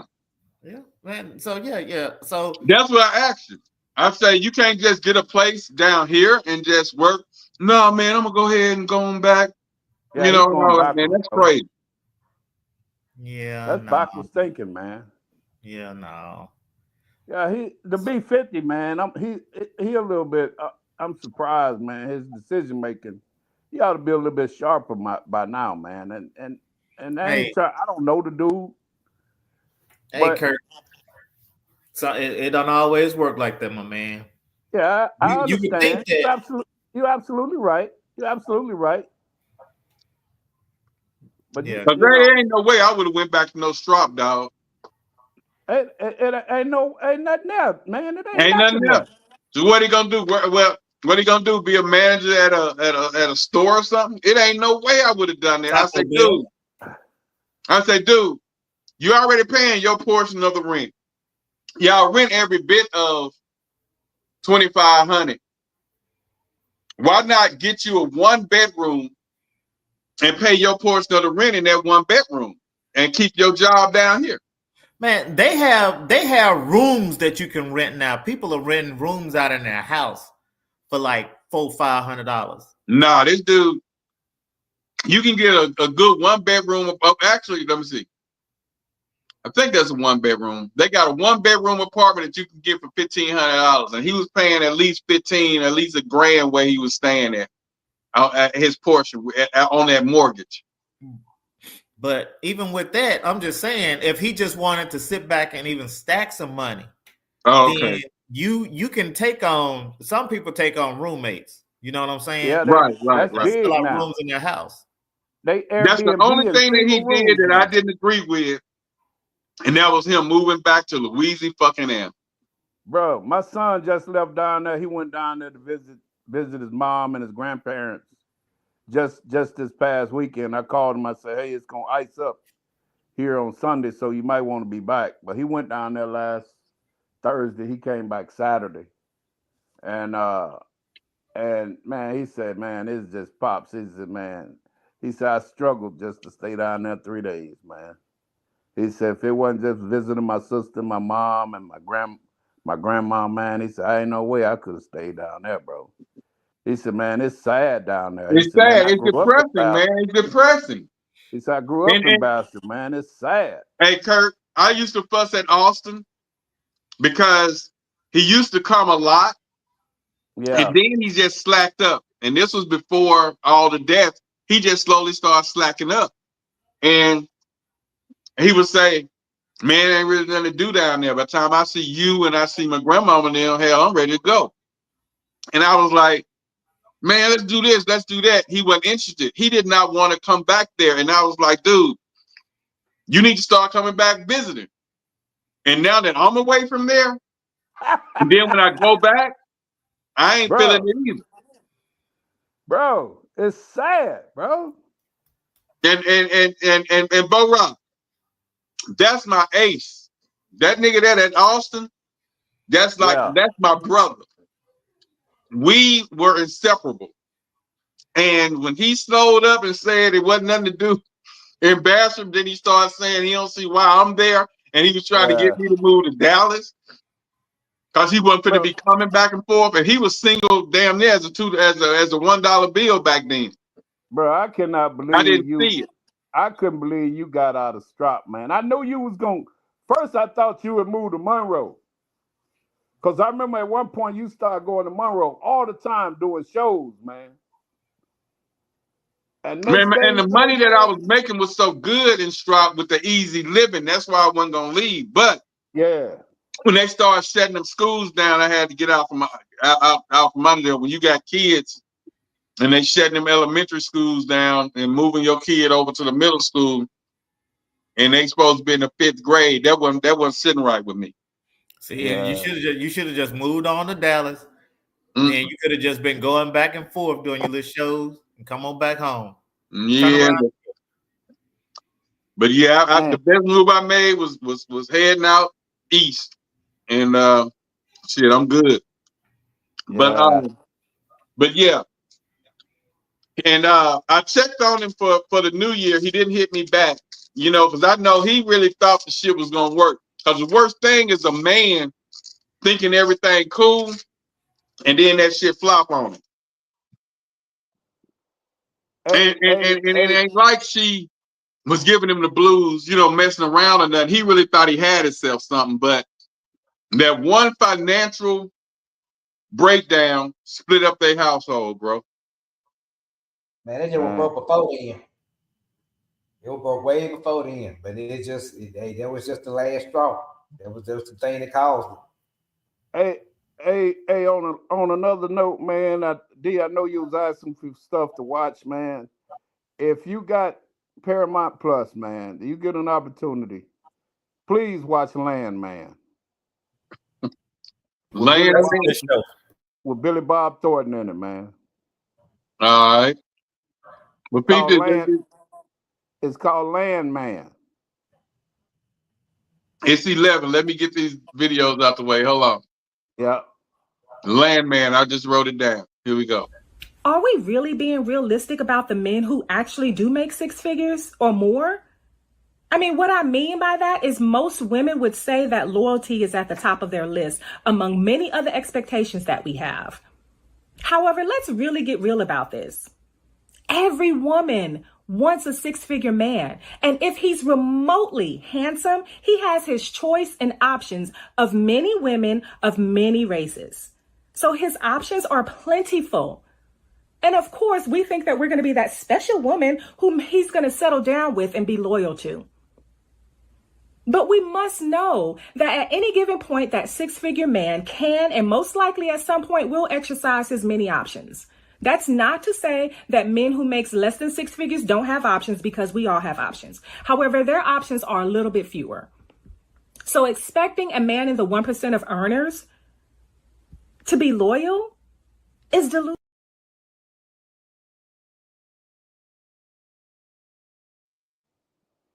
So will they be? Well, do loyalty play a part of that? I disagree. Yeah, I disagree, because you know what? Even if you're not making $100 grand, if you a black man that got his shit together, have options. Absolutely. And majority of the people that's married anyway, that's in relationships, married and all that, you think they men walking around, are they walking around with a $100,000? If you say to a woman, here's a $70K a year guy, here's a $120K a year guy, a lot of times the woman will naturally, a lot of women, not all, will be more intrigued by the 120K because they're just focused on that salary. But they don't understand. You got to go deeper than that, because that 120 guy in this example cannot provide you a better life than the 70K guy. You know what I'm saying? So you got to find out, okay, how is this man, is he a good manager of his money? Has he invested? Like, what is and I know that's not always an easy conversation to have, but the point is, this is what gives you a fuller picture of what you're getting yourself into. A dude with 50K, if he running his shit right, can show you a good life. You know what I'm saying? That's how you manage your money. Absolutely. If he ain't got a lot of baggage, man, he can show you a good life. Because you got to see how the perception of what is a good life. Because most of the stuff you don't need, you just want it. Well, that's the thing. That's the thing. They want their luxury items. They want their Gucci bags. They want their Louis Vuitton shoes. They what want though? it. For what? Because that's what they feel like success is. Or that's what they feel like. What makes them feel expensive. And all they're doing is paying $3,000 for a bag that was made for 50 cents on the back of somebody else. You know, and I'm guilty of buying those things. So, you know, but it's not hurting my pockets like that. But so every now and then, you know, something here or there. But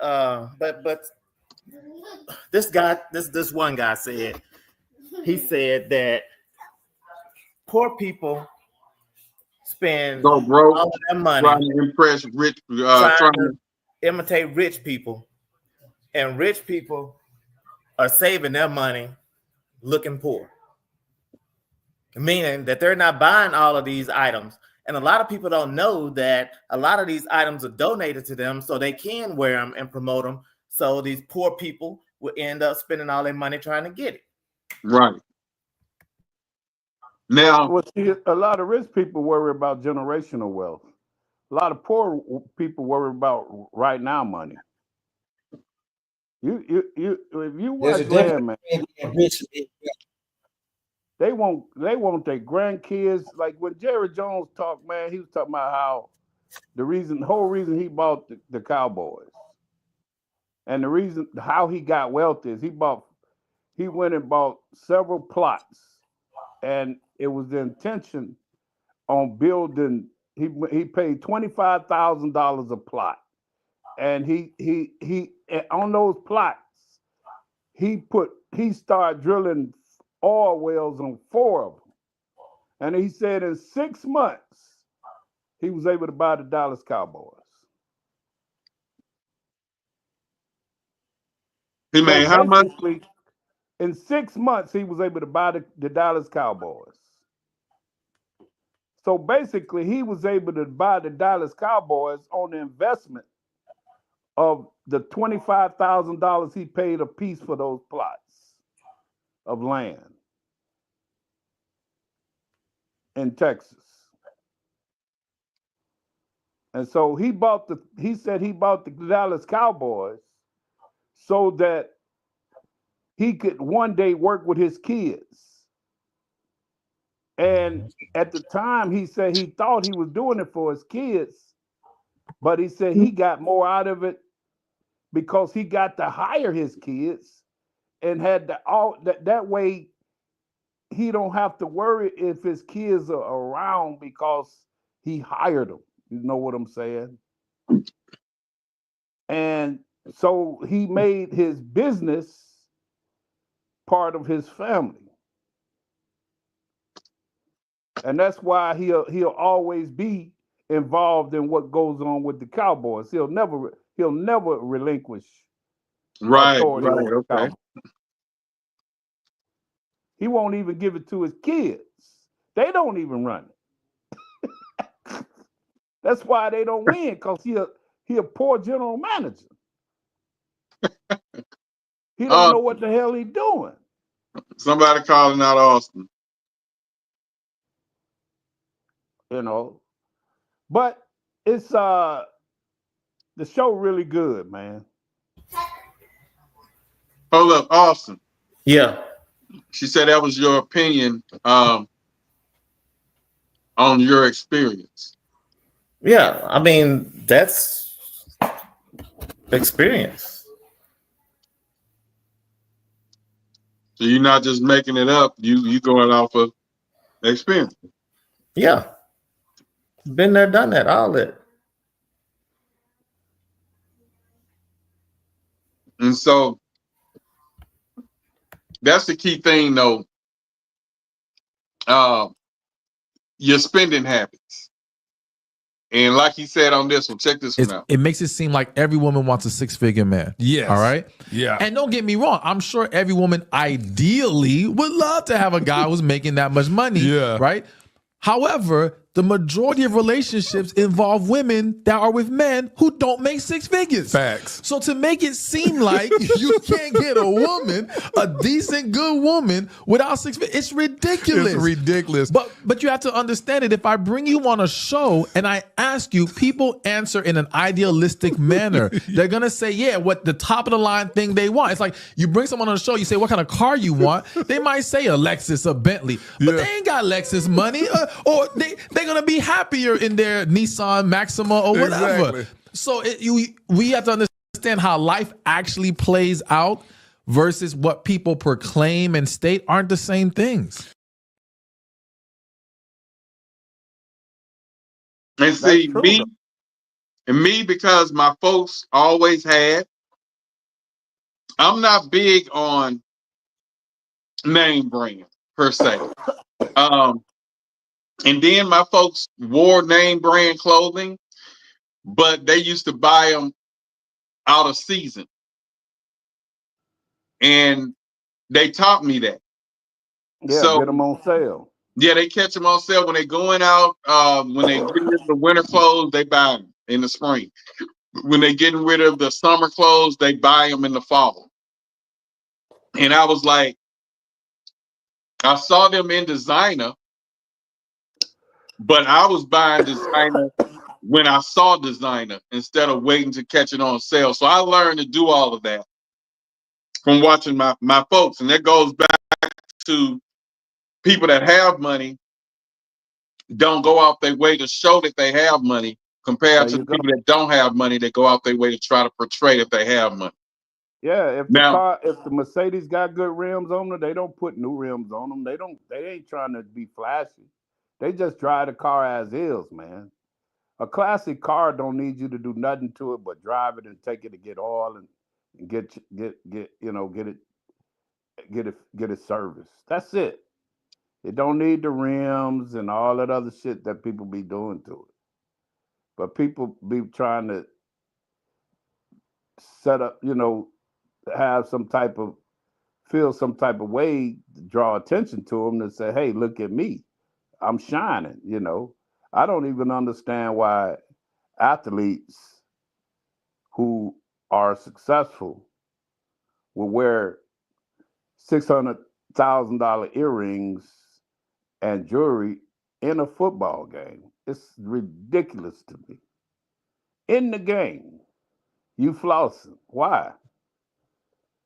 And then if some dude catch you slipping,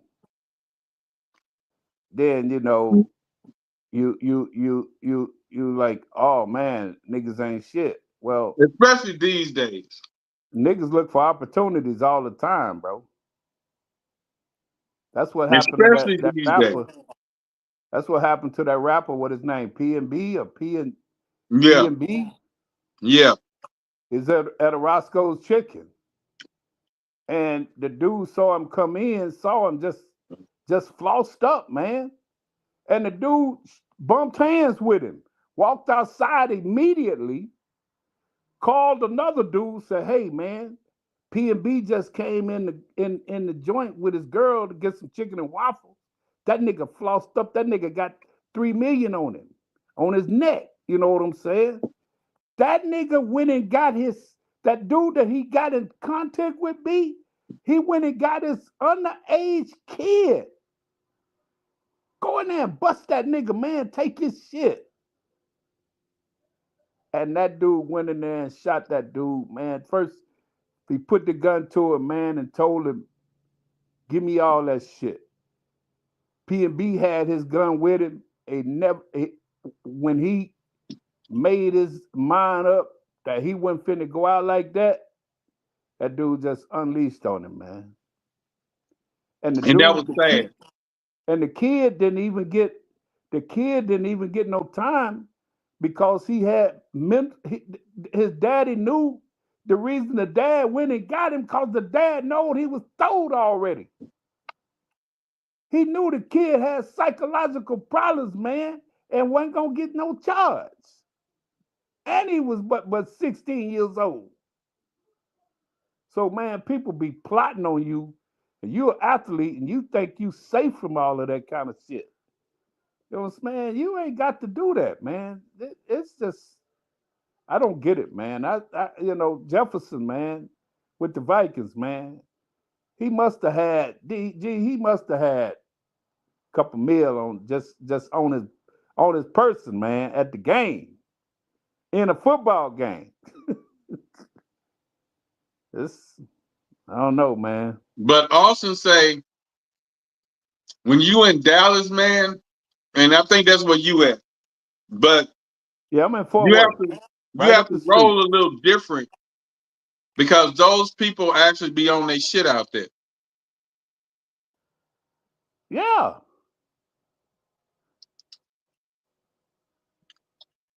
Cause I don't get it. Like I said, I live in the outskirts, and maybe if I was closer to, at home. if I was closer to the city, but I'll put it like this here: when I step out, because I DJ, they gonna look at my shirt and they look at my shoes. Yeah. So I gotta have some J's on or something like that, and I gotta have a decent shirt. But that ain't flossing though, D. Right. I'm talking about you ain't finna be popping out with no Rolex, no $300,000, $400,000 watch, and then another 200 grand in jewelry on your neck. For what? No, I ain't doing that. Austin, you be rocking the jewelry like that out there? The only thing I rock is my gun. Okay. But he didn't.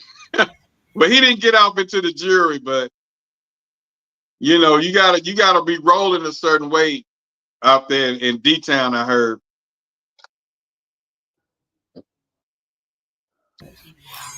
What you mean by that though? Rolling. Y'all gotta have nice vehicles. If you're gonna be out there in the game, you gotta have a nice vehicle. You can't have no nice Dodge Durango. You can't have no nice Man, I truck. was talking to this girl, just having conversation, and I was asking her about some of those things. She was kind of younger, so I was just talking to her and asking her about that stuff. She was like, "Look, I would just be happy if a dude got a car." Yeah, right. Like, she was like, "It is rough out here." I bet you she wasn't no goddamn Gen Z. Yeah, she was. Man, please. Hey, there's always a few in there. There are a few exceptions to the rule. She must have broke as hell. Dude, these chicks thirsty though, bro. She was broke as hell. Well, Yeah, I don't know if she was broke or not, but we were just sitting there. I can't remember where. I think I was at a lounge or something, and I was just chit chatting, running my mouth, and you know that's what she was saying. She was like, "I'd just be happy a dude got a car, because I'm tired of meeting dudes and they asking me for a ride to go out on a date." Or they Ubering everywhere. Can you catch me an Uber? No. Yeah, and look, they ain't even doing Uber Black. They just doing the regular Uber. Dude, on the cool, I didn't know it was a difference. And my first time doing Uber, I was out here. And the wife was at the hospital, and I had to go up there. And I was like, damn, this Uber's $65. I was like, shit, I don't know if I'm gonna get this. And then I went on and got it. The dude pulled up in front of the house. The door opened on his own. And you know, I sat in the back. It was a black vehicle, little Asian guy driving with gloves and shit on. I was like, damn, the wife was like, you paid $65 for Uber? I said, yeah, that was the only one they had. And come to find out it was a goddamn Uber Black. He balling up in there. Go ahead. Hell no, I didn't want to, but I had to get to the hospital. That was the only thing that showed up. It was like 11 o'clock at night, and that's the only thing that showed up. I was like, did he pull his champagne out for you, D? Dude, And then I was like, hey, man, I just need to run this in here, man. You going to wait on me? No, I'm going to stay here and wait on you. He was staying and everything. And I didn't know why I had so much courtesy because he pushed the button, the door open. He offered to take the bags up. And I didn't know why I was getting all this treatment with an Uber. And then my girl say, nigga, you had a goddamn Uber Black. I didn't know the difference. I never took Uber before. Hey, Black, he was like, hey, he must know me. Man, look, I ain't know what was going on. Hey, D done reached celebrity status and didn't even know it. Man, I ain't know what the hell was happening. But he opened the door and was ready to take her luggage, her things up to the room. I was like, no, I got it. I said, you gonna stay here though, right? Yes, I'm gonna stay here till you tell me to leave. I was like, that ain't I ain't know Uber did that. I thought they just dropped you off and leave. So Uber Black do treat you different, and I'm glad I did eventually learn that shit. Yeah. But yeah, the 6-figure shit, women, ladies, and my thing is I want to see the baby daddies. Cause women be out here perpetrating, like Run DMC would say, perpetrating a fraud. Because they baby daddies be broke, washed up, fresh out of jail, can't buy a job. And they've been ran through themselves. They got luggage, man. Hey, Black. Yo. Right. On Netflix. I think it's Netflix. Is it Netflix, baby? Netflix. Watch Later Daters. What is it called? Later Daters. It's about people that are dating, trying to date at 50 and above. Also, have you seen Pop the Balloon, man? Yeah, I'll be watching that sometime. Man, I don't watch that because it's a lot of Gen Zs and it's bullshit. It's crazy. Yeah. My thing is this here though, on the what's the topic? On the letting your dreams ruin your reality. My thing is this. How much a person made per se wasn't a big issue dating back in the day. The thing was, can you provide for us? There you go. Can you take care of a Dude had a car and had a 4-member household? Yeah, dude had a car and had a job. Had a car, he had a job, he had a house, and he was able to pay all the bills and maintain. And that's what I be telling them, Kirk, and Austin. I understand that 50-50. Don't get me wrong. I understand the 50-50 shit. Because we kind of came up, our generation, Austin and my generation, we kind of introduced the 50-50, but we still made sure that we could maintain. And that's how I live now. Yeah.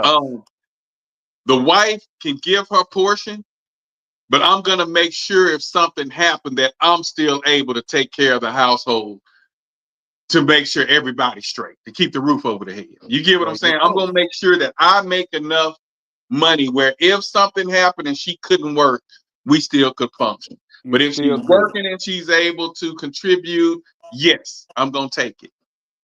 Yep. But if something happened and she couldn't, the wheels are going to keep on turning. And that's the way I choose to live, because and that's how it should be. Yeah, I don't want to be sitting there depending on her. Something happened to her check, like what happened to the situation I told you guys about. She not able to come up with her goddamn half, and then we getting kicked out. As a man, I feel like I didn't do my job, my due diligence. So I'm cool with the 50-50, but I'm going to make sure I'm able to handle 100 if push came to shove. So as she contribute her portion, I'm going to be putting my portion in the bank. stashed away somewhere.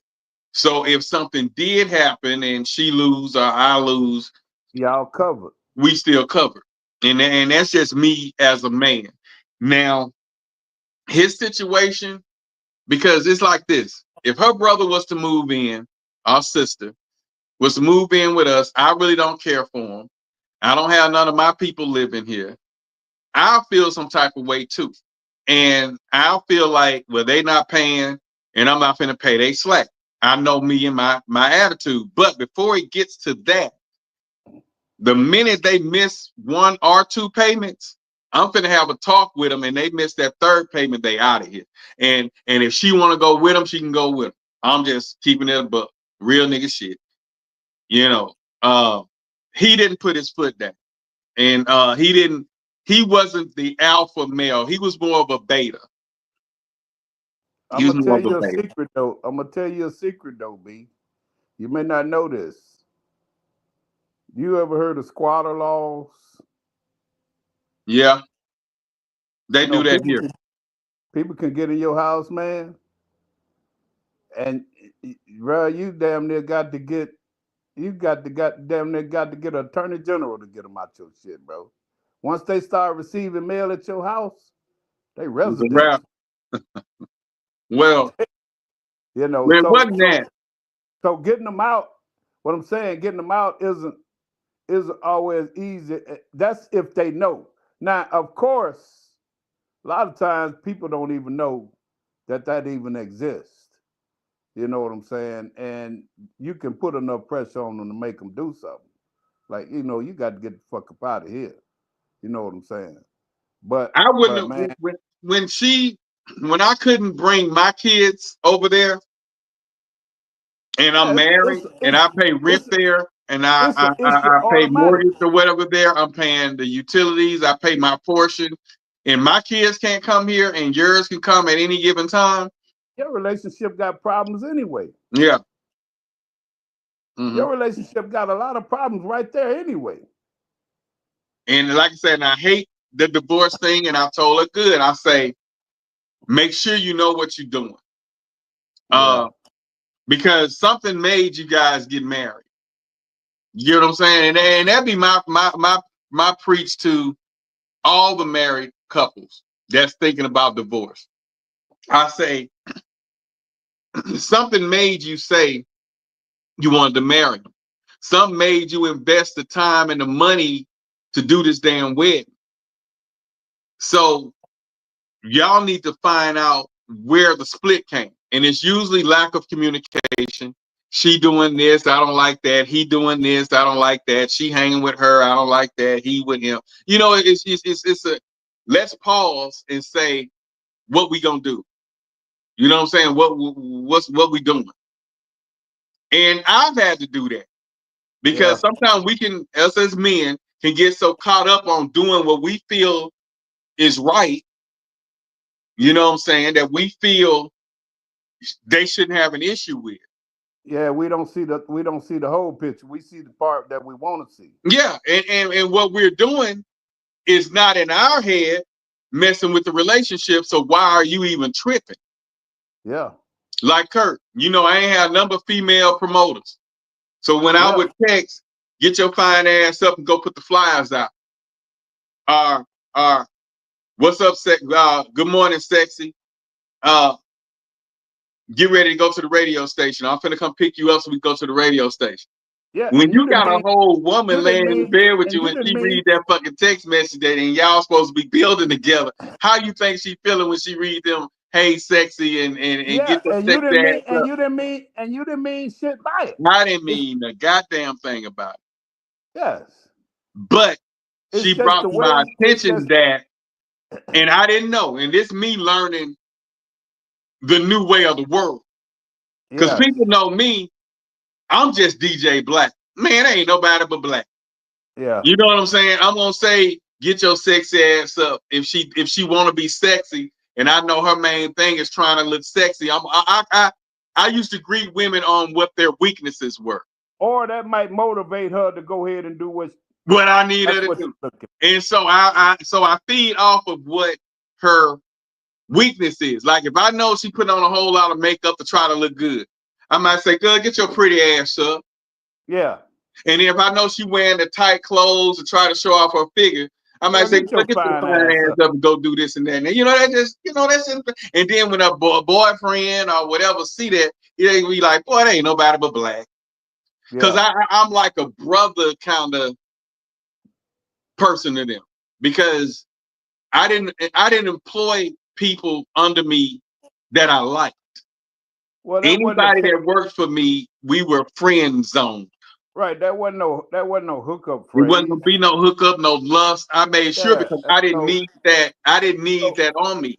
Though they may be attractive, you know what I'm saying, to the people that's looking, but we didn't even made that line where I know she used to mess with this person. She know I used to we mess ain't with finna that cross person. that So we line. kept that mutual respect.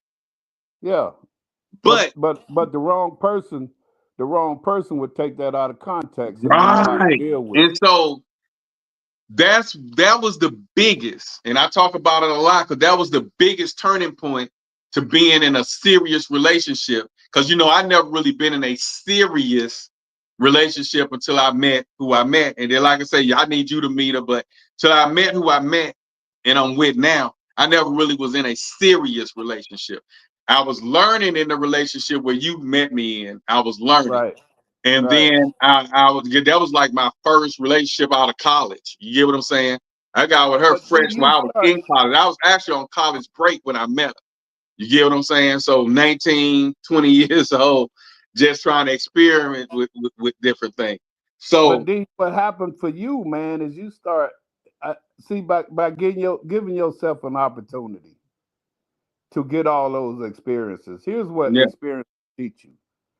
You get all of these experiences, man, and you get and I ain't even talking about sleeping with I ain't talking about sleeping with a lot of people. But when you meet all these different personalities, and you travel and you put yourself in different situations, different settings, what happens is you learn to realize what you want and what you really like. And so when you see what you really like, hey, that's it right there. That's what I want right there. And that's you're what right, happened. because That's what happened in a lot of relationships, why they fail. Motherfuckers meet somebody, they haven't spent any time with them, and then most of the time, because their relationships have been so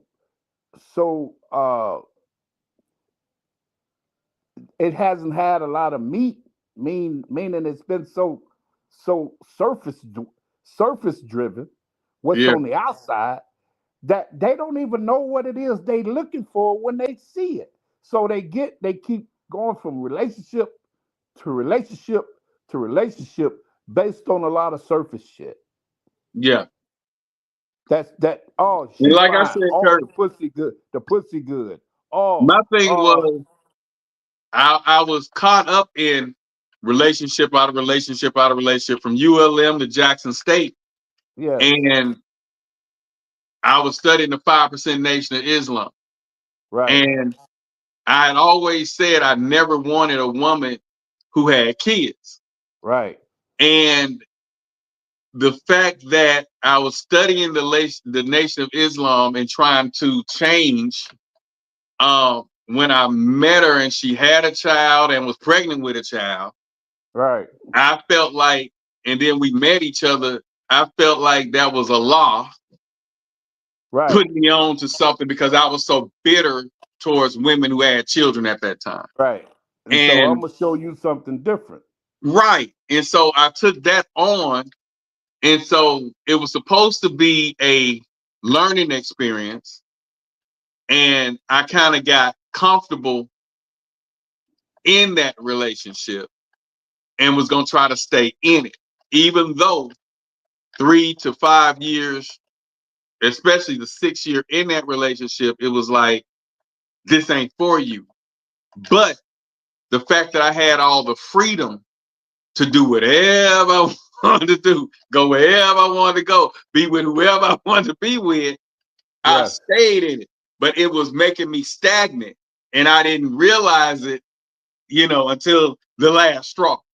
And I was like, man, I got to get out of this. But yes, when you, like you said, when you in my uh travels of dating other people or meeting other people, like you said, because going from 19, maybe 20 at the time, yeah, and then by the time I was 25, 26, I had met so many different people with different personalities and attitudes till I kind of formed what I knew I wanted. And then I woke up one day and found out it wasn't who I was with. right, right. So, and then, I got comfortable in not being there, not playing boyfriend no more. You know what I'm Right. saying? And so, and I kind of hate that the time was spent, you know what I'm saying, and wasted, but it was all a learning experience. I But had the to journey, learn though, that bro. See, it's part not of about being content, there it's you go. about being happy in relationships. Listen, man. So here's the thing, man. The journey is just as important as the destination. Mm-hmm. See, a lot of times we devalue the journey on how we got there, as because we so focused on where we trying to get to that we don't value the journey on how we got there. Everything that you went through prepared you for what you got now. Had you not went through it, you would not be ready to receive what you got now. Yeah. You may not believe it makes sense, but it makes perfect sense. When you find that one, man, that holds you down, bro, because that's what's important. When you find that one that holds you down, because it was important for me to find me one. I already knew I could hold somebody down. I had to find the one that's gonna hold me down. Once I find that, I know I can give her what she needs. All right, let me ask you this then. I'm putting you on blast, and it's really a conversation we need to have on the phone. And after this, we're going to slowly wrap it up. But will you marry her, or are you married? We've been together 13 years now. And you haven't married her yet? Because you We don't done want to bought, marry because you done been there, done that? hey, we done bought the rings and everything. And really, it just ain't one of those things we put at the top of the list. But you will. I would marry her, So absolutely. you're not against marriage because of your Absolutely. previous marriage. I would absolutely. I'm not scarred behind that at all. It's just not one of those things we were willing to invest in. That's simple. Because we do want something that's small but nice. Yeah. So And we you're not want one of to them guys that say, well, we ain't going to put the government in our business. We just gonna stay together 20 years, then you leave, she leave on, and nobody gets nothing because y'all wasn't tied together. No, it ain't that. No, it ain't that. But yeah, man. So I just I got such a good person, man, in my life. Yeah. She got, man. Listen, when I say won't harm a spider, you fuck around, try to kill a spider in my house, nigga, you get put out. But you what? Listen. She love life. She thinks everything in life deserves to be here. She'll tell you, hold on, don't kill it, baby. I'm gonna just let it out. She'll get a piece of paper, get the spider up on his corner, and let the spider out. She loves life, man. I can remember one time, this is a true story. This is when you know you got somebody that just love that generally cares about human beings. Uh, so one morning she was it was her last day on a job because she had gotten a new job. Mm-hmm. So she had to go spend her last day at the job. She called me. She said, "Baby," I said, "What's up? What you calling?" She said, "Can we have a kitten?" I said, "No, baby. No, I don't want no cat." She said, "Listen, baby, the cat got hit, And I'm at the farm. I'm at the pet hospital with the cat, and it's gonna cost so and so to save the cat, and then but it costs $100 to euthanize the cat. I said, baby, we're not having no cat. And she said, okay, well, he got hit by the car. I guess I'll go ahead and euthanize it. I don't want to, but you said we can't have it, so she lost money that day and paid money that day because she saw a cat hit in the road, bro. Her heart is that big, man. So she didn't even know who the cat was, who it belonged No, to. not at all. Her heart is so big, man. Till sometimes when it came to my kids, man, she's been so good to my kids, D. Till I literally had to stop her sometime for the way she's treated my kids. Look, baby, look, you're doing too much. But she just need one more thing. Let me just get her. Just come, baby, stop. She's just a good person, man, and I'm fortunate. But she's blessed too. It ain't one sided. You know what I'm saying? So she know Oh, what yeah. she got, and I know what I got. Because I've been on both ends, bro. I've been around selfish ass people, people who have their own agendas, people that didn't mean me no Genuine good. love. Yeah,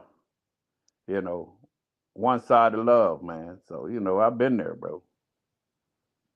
I give 120, you give 20. Yeah. And try to make me think it's more than 20. That's what they do. So they try to think the little they give you is way more than what it is. you know.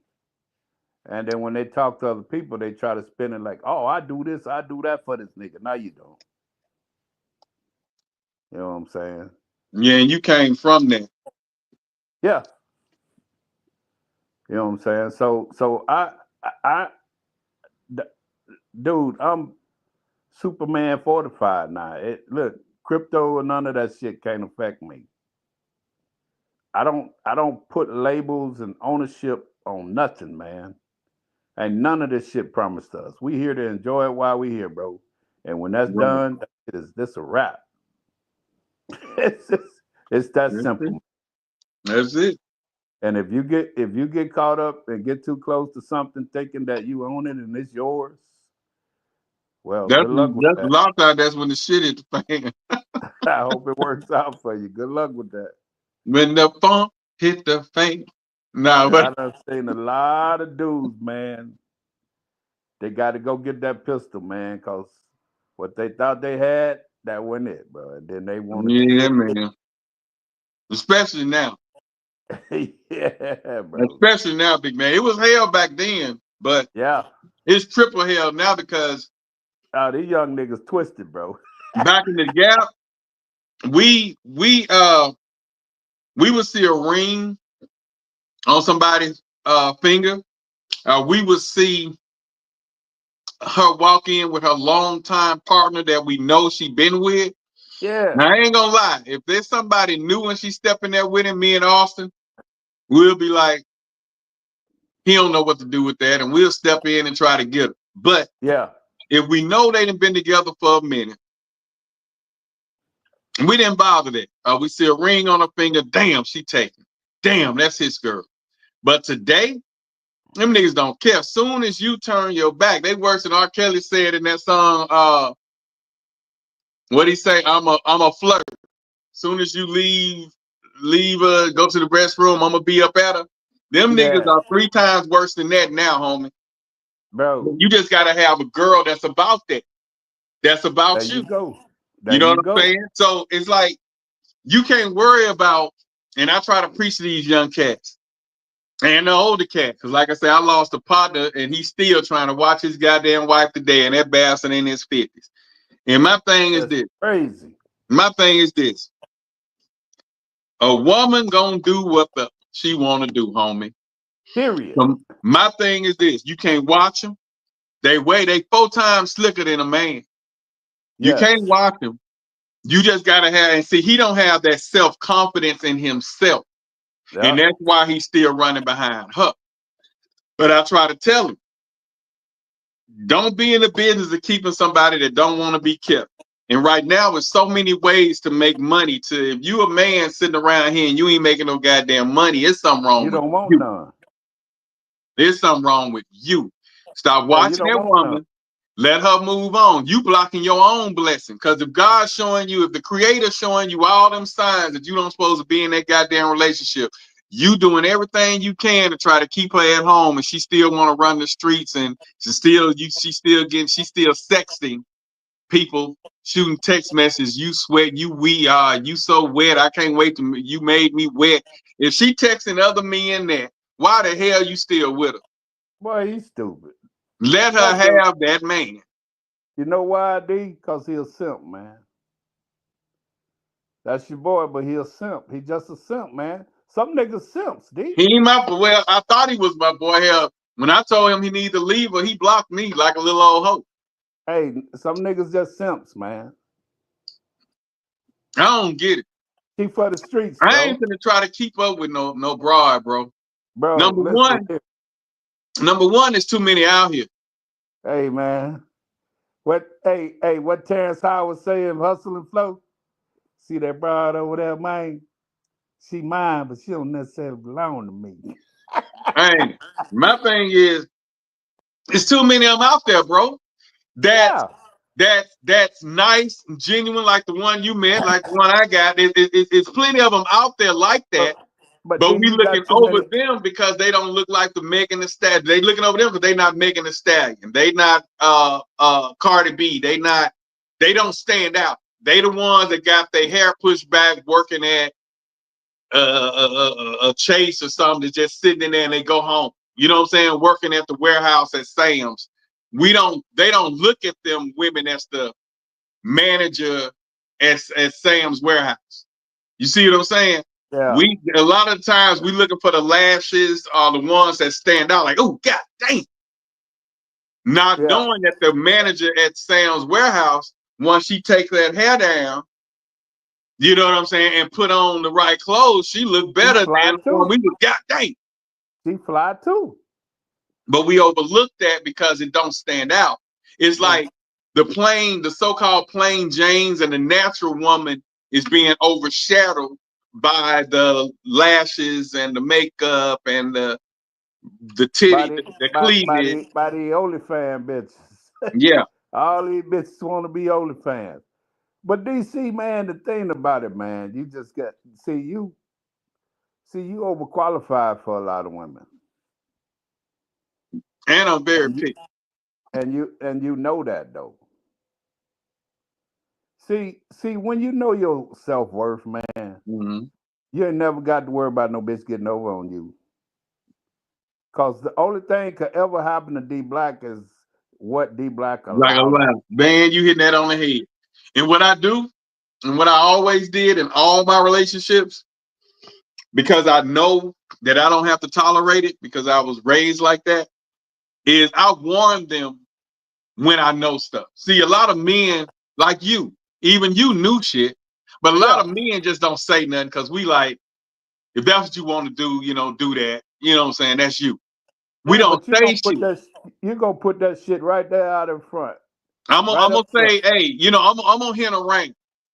Yeah. Like, if a coworker or something, I feel like after hours, even a female, and they texting you about stuff that's not job related and y'all call y'all self cool, I'm gonna say, well, I see when she texting you, she keep talking about the guys on the job.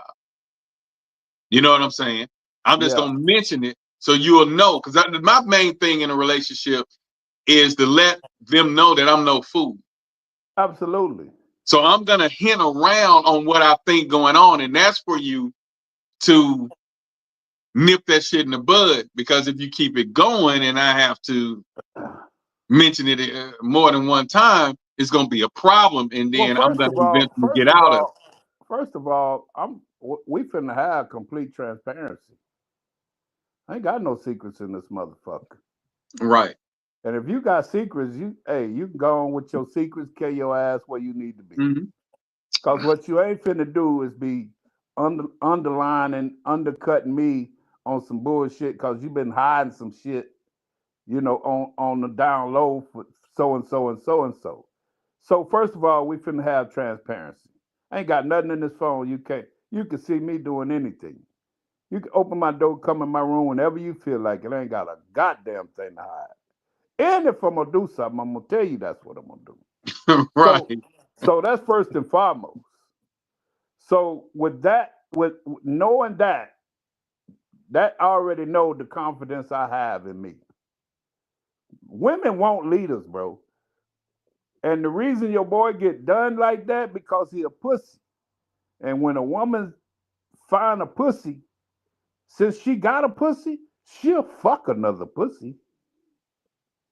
You understand what I'm saying? You cannot be the bitch if you're the man.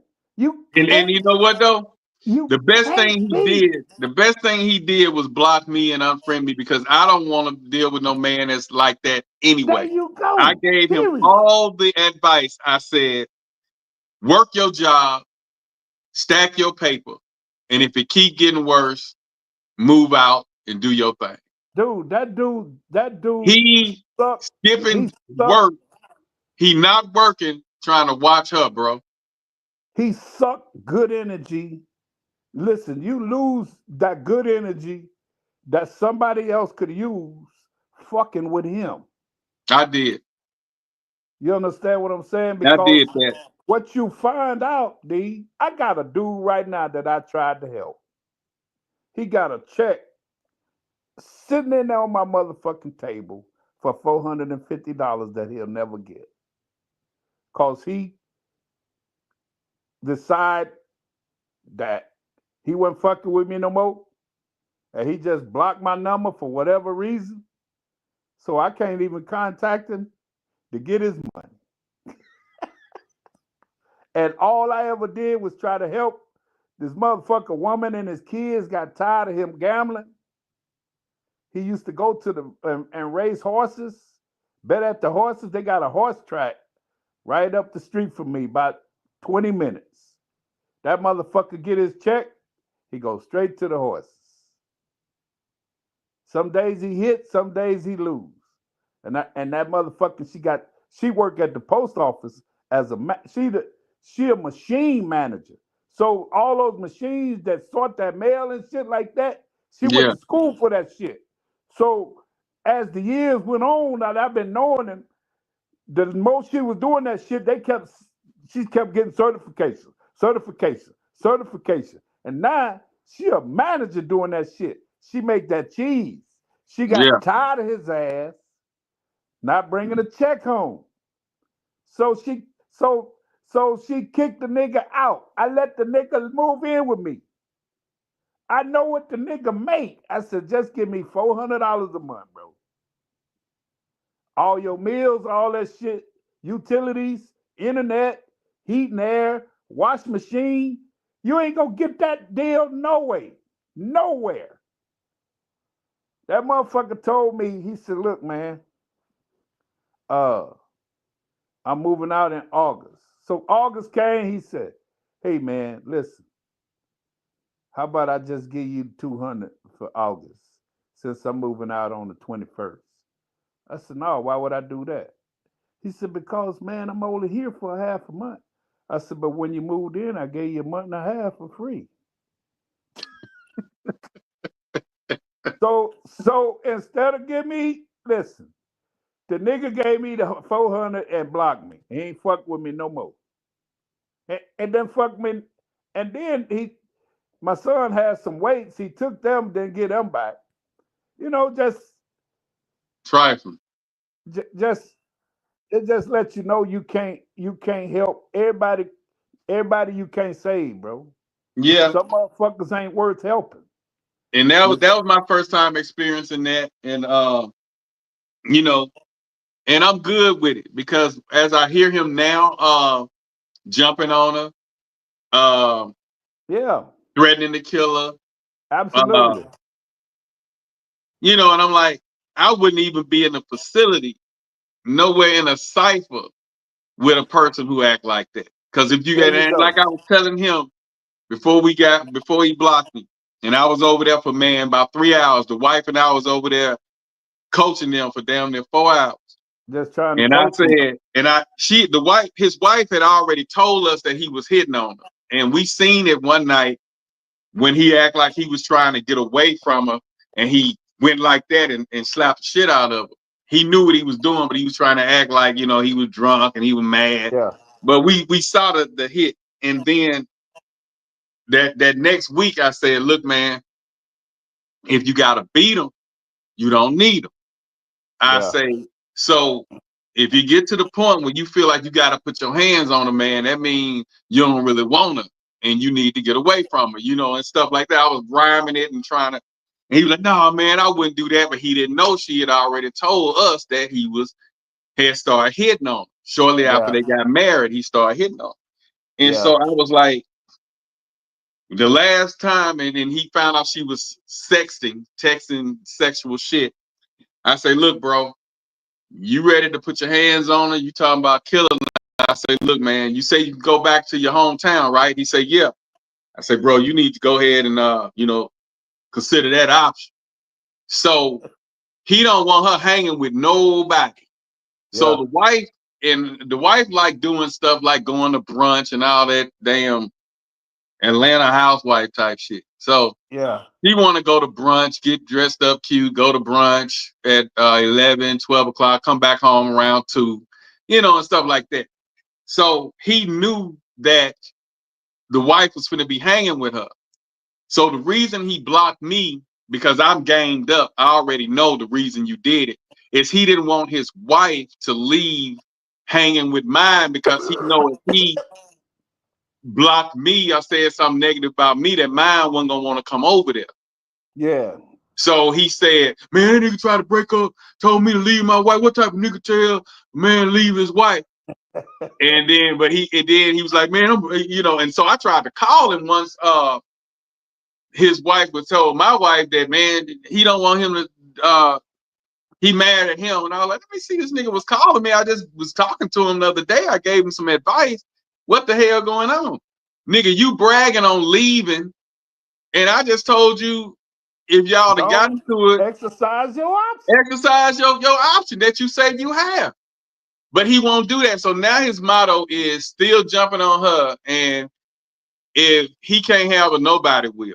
And I was telling my girl, the way that guy speaks that, he means that. And he already depressed. He down. He not keeping himself up anymore. So he's in a deep depression stage. And a person like that will take your life and take his, because he feel like he ain't got shit to live for no way. Yeah. So that's not, he not just saying that, saying like we'll joke, and you've joked, I joke, man, you do this, I kill you. We say that shit. But then as soon as the start acting up, we like, hell, go ahead and go where you go, and I'm finna do what I do. Yeah, And we ain't gonna seriously I ain't going to jail. We ain't finna do that. So he seriously mean that shit. So it's like, I don't even want to be affiliated with nobody like that. No way. So I made my peace with it. And, he was the only person really that I talked to here besides his other DJ. But I ain't messed up about that, because I have the best conversations with myself. There and you so go. I ain't messed up about none of that. But with that said, Bo Rock, we about to get out. Give me your last thoughts on these new Gen Zs and late Ys, and like some of Gen X. But I think Gen X be more like that, because people don't really want them no way. To be honest with you, Gen X, most of them has already been there, done that, and the people know who they're getting and they know who they are. You get what I'm saying? So they end up dating younger, but then that younger person just used them for the PS5s and Jordans. They in a bad situation. It's hard to date past 40. It's hard to date. 35's catching hell now trying to date Bo Rock, believe it or not. You know, they call 35s are cougars now. Well, they fish. Listen, man. To me, Gen X, they fishing in the wrong fishing hole, man. You know, they want six-figured men and they want men to match them. They just need a man that's solid, man. If you already making six figures, if they already making good money, man, and most of the time they got their shit paid for, they just trying to come up. You know what I'm saying? You ain't Yeah. if you living good already, you ain't got to try to come up. Just maintain. Get And somebody. what's wrong with this? What's wrong with this, Bo Rob? You make, let's just say the man make 85, the woman make 50. Yeah. What happened to, let's combine this and now we're $130 power 130 per year strong. power couple. 130 strong. And what's wrong with that? They don't do that no more. Absolutely nothing wrong with that. They don't do that no more. Yeah, I'm able exactly. to take care of myself. You able to take care of yourself. Let's come together and take care of us. Exactly. But I they don't had want this that. conversation. These I women had this think just conversation. because they got these that fake hair, them BBLs, that and like you say, the likes and the inboxes on social media, they think they bigger than life. And dude, let me tell you something, man. And then a lot of them end up with baby boys, with them boys who he got a little nice little abs and shit on him, and he spent all his time, you know, Hanging not with the doing anything, boys and running the street. running the streets, man, and all he give a fuck about is fucking. He ain't trying to. He ain't, listen. I told my ex and my daughter and one of their friends was sitting right there at my kitchen table. I said, see, women like y'all don't want men like my boys here. Somebody who can offer you a future and a plan. Because see, they ain't about that hip shit. They ain't got that swag. Y'all want one of these young niggas. He look good and he got that swag and he will fuck you through 40 nuts. And you think that he like you cause he done fuck you through 40 nuts. But that nigga do that all the time. That's just regular. You just a workout for him. He been in the gym doing that. That's what he doing. You know what They I'm didn't want saying? to hear that. And you caught up in that. And then when you find out he doing two or three more chicks the same way, now you got problems. And then they You know gonna what I'm saying? carry that problem over to the new guy they meet. Over to the new More guy. baggage. So So yeah. you passing up good solid men who ain't got no bunch of baby mama drama, who ain't got no criminal record. They just hardworking, good solid men. Doesn't matter if he's got a career or he's got a good stable job. Ain't nothing wrong with that dude, man. Build with him instead of fighting and thinking that you can measure how good your life gonna be by his income. He can make six figures and y'all can have a lousy life together. It's okay to have expectations. It's okay to have standards. But don't let your standards and expectations put limitations on your life.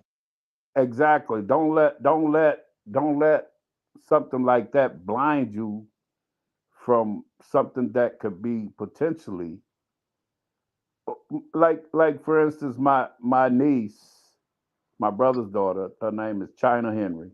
You look on TikTok or Instagram, you might see her. She's a very pretty girl. She messing with a white boy now. She messed with a few black guys, man. One was supposed to go to the NFL.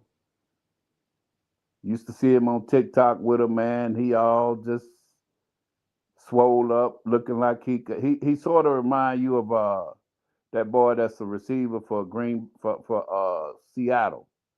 What that dude named real fast? That big receiver in Seattle. I know you're talking about. Yeah, he sort of looked like him, right? She gave that nigga 2 years. That nigga didn't go to the league, and the nigga won't work. And she working 2 jobs, right? She done got her college degree, and she working 2 jobs, right? This nigga is sitting up at home playing games. He didn't make it. He went to the combine this last year. Nobody picked him up, right? So she's like, well, what's your secondary plan? You gonna go back to school or what you gonna do? No, I'm gonna just wait for a team to call me. Hey, where she live at, Kurt? She live in Freeport. So what now? Freeport. Where's she from? No. She live in Georgia. Oh, okay. She live out there in like not far from her daddy, my brother. My brother live in Stockbridge. Stockbridge. She live not far from Stockbridge.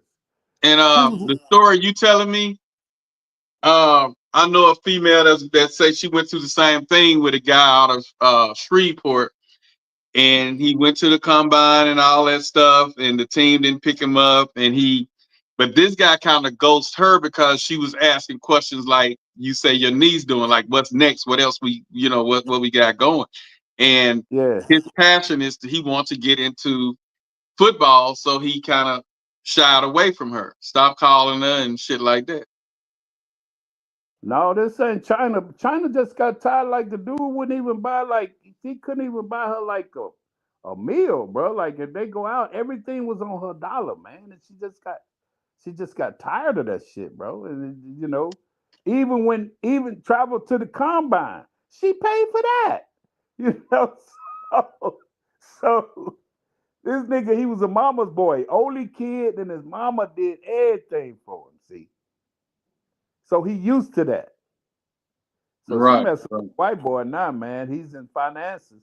He make over $200K, and he told her, "I'm gonna take care of you," and he doing it. Shit, he already put in a motherfucking $2,500 a month apartment and paying all the bills, and now she working and going to school. So she trying to build a life, man. But she didn't go by, oh, I could only date black. Man, you got to date what's for you, I guess. You got to date what's for you, man. And I'm about, to me, I think women miss out when they eliminate that they only gonna date inside their race. I mean, I get it. But still, man, if you eliminate a big portion of the pool, then you got a small window, man. It ain't a lot of candidates out there that's gonna be what you want. It's like looking for a job, bro, and you ain't got enough qualifications, so you're gonna have to work at McDonald's. You know what I'm saying? Right, to that next job, to that job come along, so exactly, man. So you got to just be real within your reality. And if a lot of these women who 40, 50 years old, they're not looking at their life from a realistic point of view, man. Right. They thinking that their value. Yeah. And you are valuable to someone. That is true. But you're valuable for, it's like if you okay, like if I'm making 6 figures, why would I go get a 50-year-old woman when I can go get one that's 35 years old, that's got a lot of less miles on her, maybe got one kid or no kids, that's got a better body, that could give me more, that probably I can pick the way the game is, I can pick and choose. You can damn near design what you want. That's how many choices it is. Single and lonely. Yes, that's how many choices it is. And But a lot so of guys don't think it's choices like that. Like I said, that's gonna be it another is. topic that we gonna Yeah. do, because a lot of guys really don't feel like women are out there. They caught Shit. up on that bullshit that they being seen on social media. Yeah, they wrong, Bree. They just not they not selling their own package like that. Cause she don't want no dude. First of all, if you think that, you already ain't got enough confidence in yourself to be gay. That's first and foremost. Cause if you got the confidence that you should have, and your shit solid already, you shouldn't be scared of none of it. Mm-hmm. No, not none of them, D. You know it. So yeah. But on that note, Bo Rock, yeah, we man, about to get holler. out of here. The thing is, ladies, date within your means. Uh, get out of that social media shit.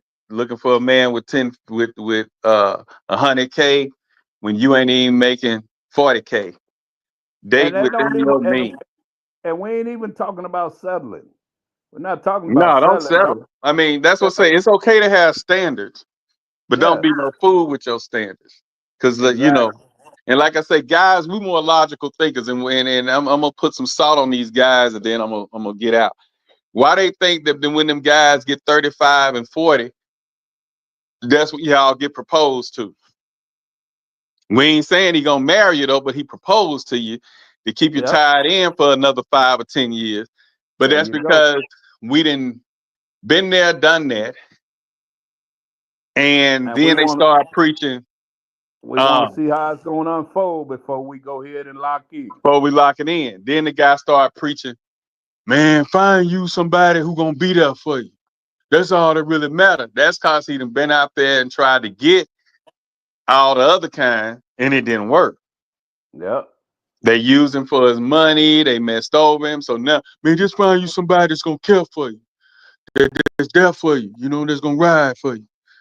That's when he done tried everything else, and it Everything didn't else work. didn't work. Cause we logical thinkers. Men There wake you up and go. say, "Hey, man, I done dated Rihanna. I done had the Beyonce.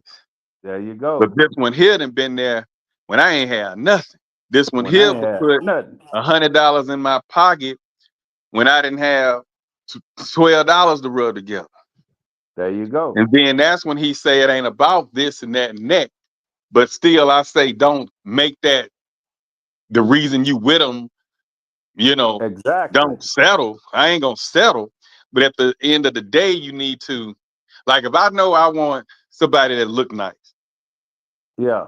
no matter how nice someone who don't fit my taste is to me, I'm not gonna be with her because I know I'm gonna mess around or creep with somebody who look more like my taste. There So you the go. only way for me to settle down and calm down to the degree that I have to find someone that was my taste. There you go. And And until I then done and that, then after she fits your taste, she had to meet your requirements. At least right, the require majority. whether She had to intellect, meet the majority. She had to meet the personality, majority of your requirements. right, there you go. So yeah, and like I say, I was hell. I did Cause ain't everything to nobody run gonna meet out. them all.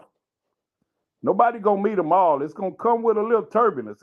You can Yeah, get on the best yeah, airline, and it's got a little turbulence. right. You know But what I'm long as that saying? turbulence ain't too bad where you Yeah, can't don't still crash enjoy the land. ride. Right. There you go. And I had to There you learn go. that too. Because at first when I jumped out here and I was just free as a bird, I was You're looking like, for the oh perfect. shit. I was looking for Miss Perfect. And I couldn't Yeah. find Miss Perfect. Damn, she got this, You this, and that, go. but bam, she do that. So I had to learn about deal breakers. Yep. I didn't know what, I wasn't, you got to set boundaries and you got to set deal breakers. Yep. And when I started setting them, I kind of started learning what what I'm good. Cause everything, like you said, ain't gonna be 1,000. Sometimes you have to settle for what they say, 99 and a half. Sometimes you have Yeah. to settle for that. Yeah. You know?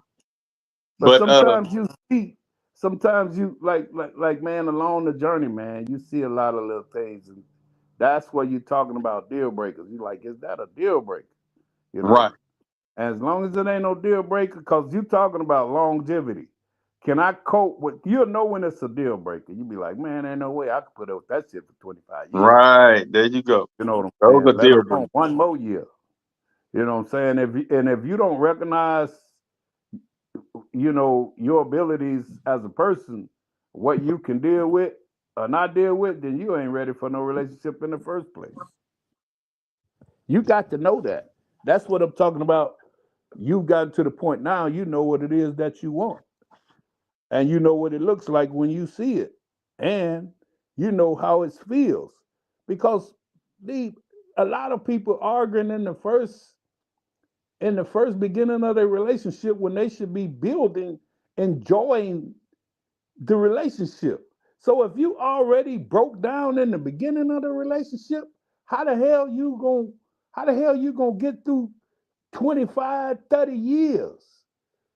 When you start dealing with real issues? Right. Crazy. So, but yeah, man. So that's cool, man. But hey, give me a call this week, man. Just hit me up, man. Yeah, we got it. You know how we do it. You know, Friday be my day to do that early on Friday. So we'll chop it up. Cool. All right, Good hold it down, man, and peace out, my brother. I'll Check out Landman. Yeah, I'm gonna do that. Landman. Gotcha. Yeah. All right, hold it down. Peace out, brother. All right. And on that note, that wraps up the Speak On It podcast 2K25, the first episode of 2025. And we appreciate Bo Rock. Shout out to George. Shout out to Latanya. Shout out to Austin coming on and doing their thing. And shout out to everybody that's just been supporting the podcast. And on that note, we out. Ladies, like I say, don't let your dreams or what social media put in your head that man got to make stop you from meeting your soulmate or your person. You know, on that note, we out. Barack, get at me. Peace. Peace. What you think, man? I've been in the polyamory lifestyle. I can't even say lifestyle because it's not a lifestyle. It's a way of loving, not a way of living. I've been polyamorous for about 10 years now. Okay. And the mindset for me is mentally, I think I've been polyamorous longer than actually practicing it because I've always felt that this like monogamy just doesn't fit for me. Like, I don't understand why I have to only love one person or why I can only show affection for one person. Where is this written? Why do I have to go along with what the societal standard is supposedly is? Right. And then the problem comes when you love somebody too much. When you let yourself love somebody too much, and they don't love you the same. It's not even matter whether they love you back or not. They can love you back, but it's still unhealthy to love somebody that much. Which I understand that ideology of that. Well, I can't have. I might as well. You know, I've been there. I know that. But at the same time, you have to realize, you know, what your culpability is in a relationship going, however it went. You know, you start thinking about, well, damn, I did this. So, you know, you can love somebody too much. And then, see, that complicates things for us men because we already have a hard time forming those emotional attachments. You already told don't do this. The missing link to that goes back to a time before we even thought, you know, why doesn't my father is that a protection for me?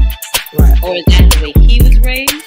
Or maybe somebody hugged him one day, a man hugged him. I'm not saying this is what happened, but I'm just saying we got No, but there are things that could have happened that absolutely that caused him to be the way he is. made him feel weird, needed. Right. So the things that we think are sometimes a rejection or a lack may have been a protection. And most of the time they are, like absolutely. But if we don't understand that, all we know is the rejection. But see, like That's all what I we understand with my father, Men were going to jail, killing each other, and then now we got bisexual, then we got gays, now we got transgender. So with all of that going on, the purpose of that was removing the black man, the black male from the household. Okay?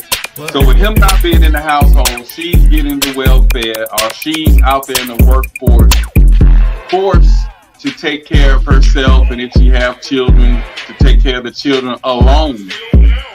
Whether he's in jail, whether he's dead, whether he's bisexual, whether he's gay, whatever. The black male was removed from the home, and black woman was forced to provide for the children, for herself. You're missing one other thing that removes black male from the home. That's white women. Because after a while, it was run on black men, white women. Yeah, white women. You know, at one point, black men, they just had to have a white woman. No matter what their social economical status was, white women was the way to go. And so that pulled a lot of black men out of the house. Damn, I sure missed that. I mean, I know Rick James, you know, I know, you know, I mean, you hit it. I just didn't think of that as a major absence of the black man. So you being a provider means so many things. Right. It means put you in a house. You know, it means I got your back. It means we're doing this together. It means I'm not gonna walk away when things get hard. You know, that's providing, right?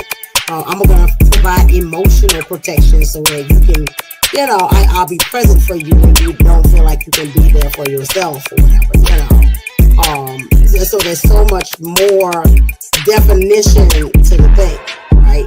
And even on the flip side, looking at, you know, men with kids, right? I remember I did not want a man who had kids. And I was about 25 when I met my ex-husband.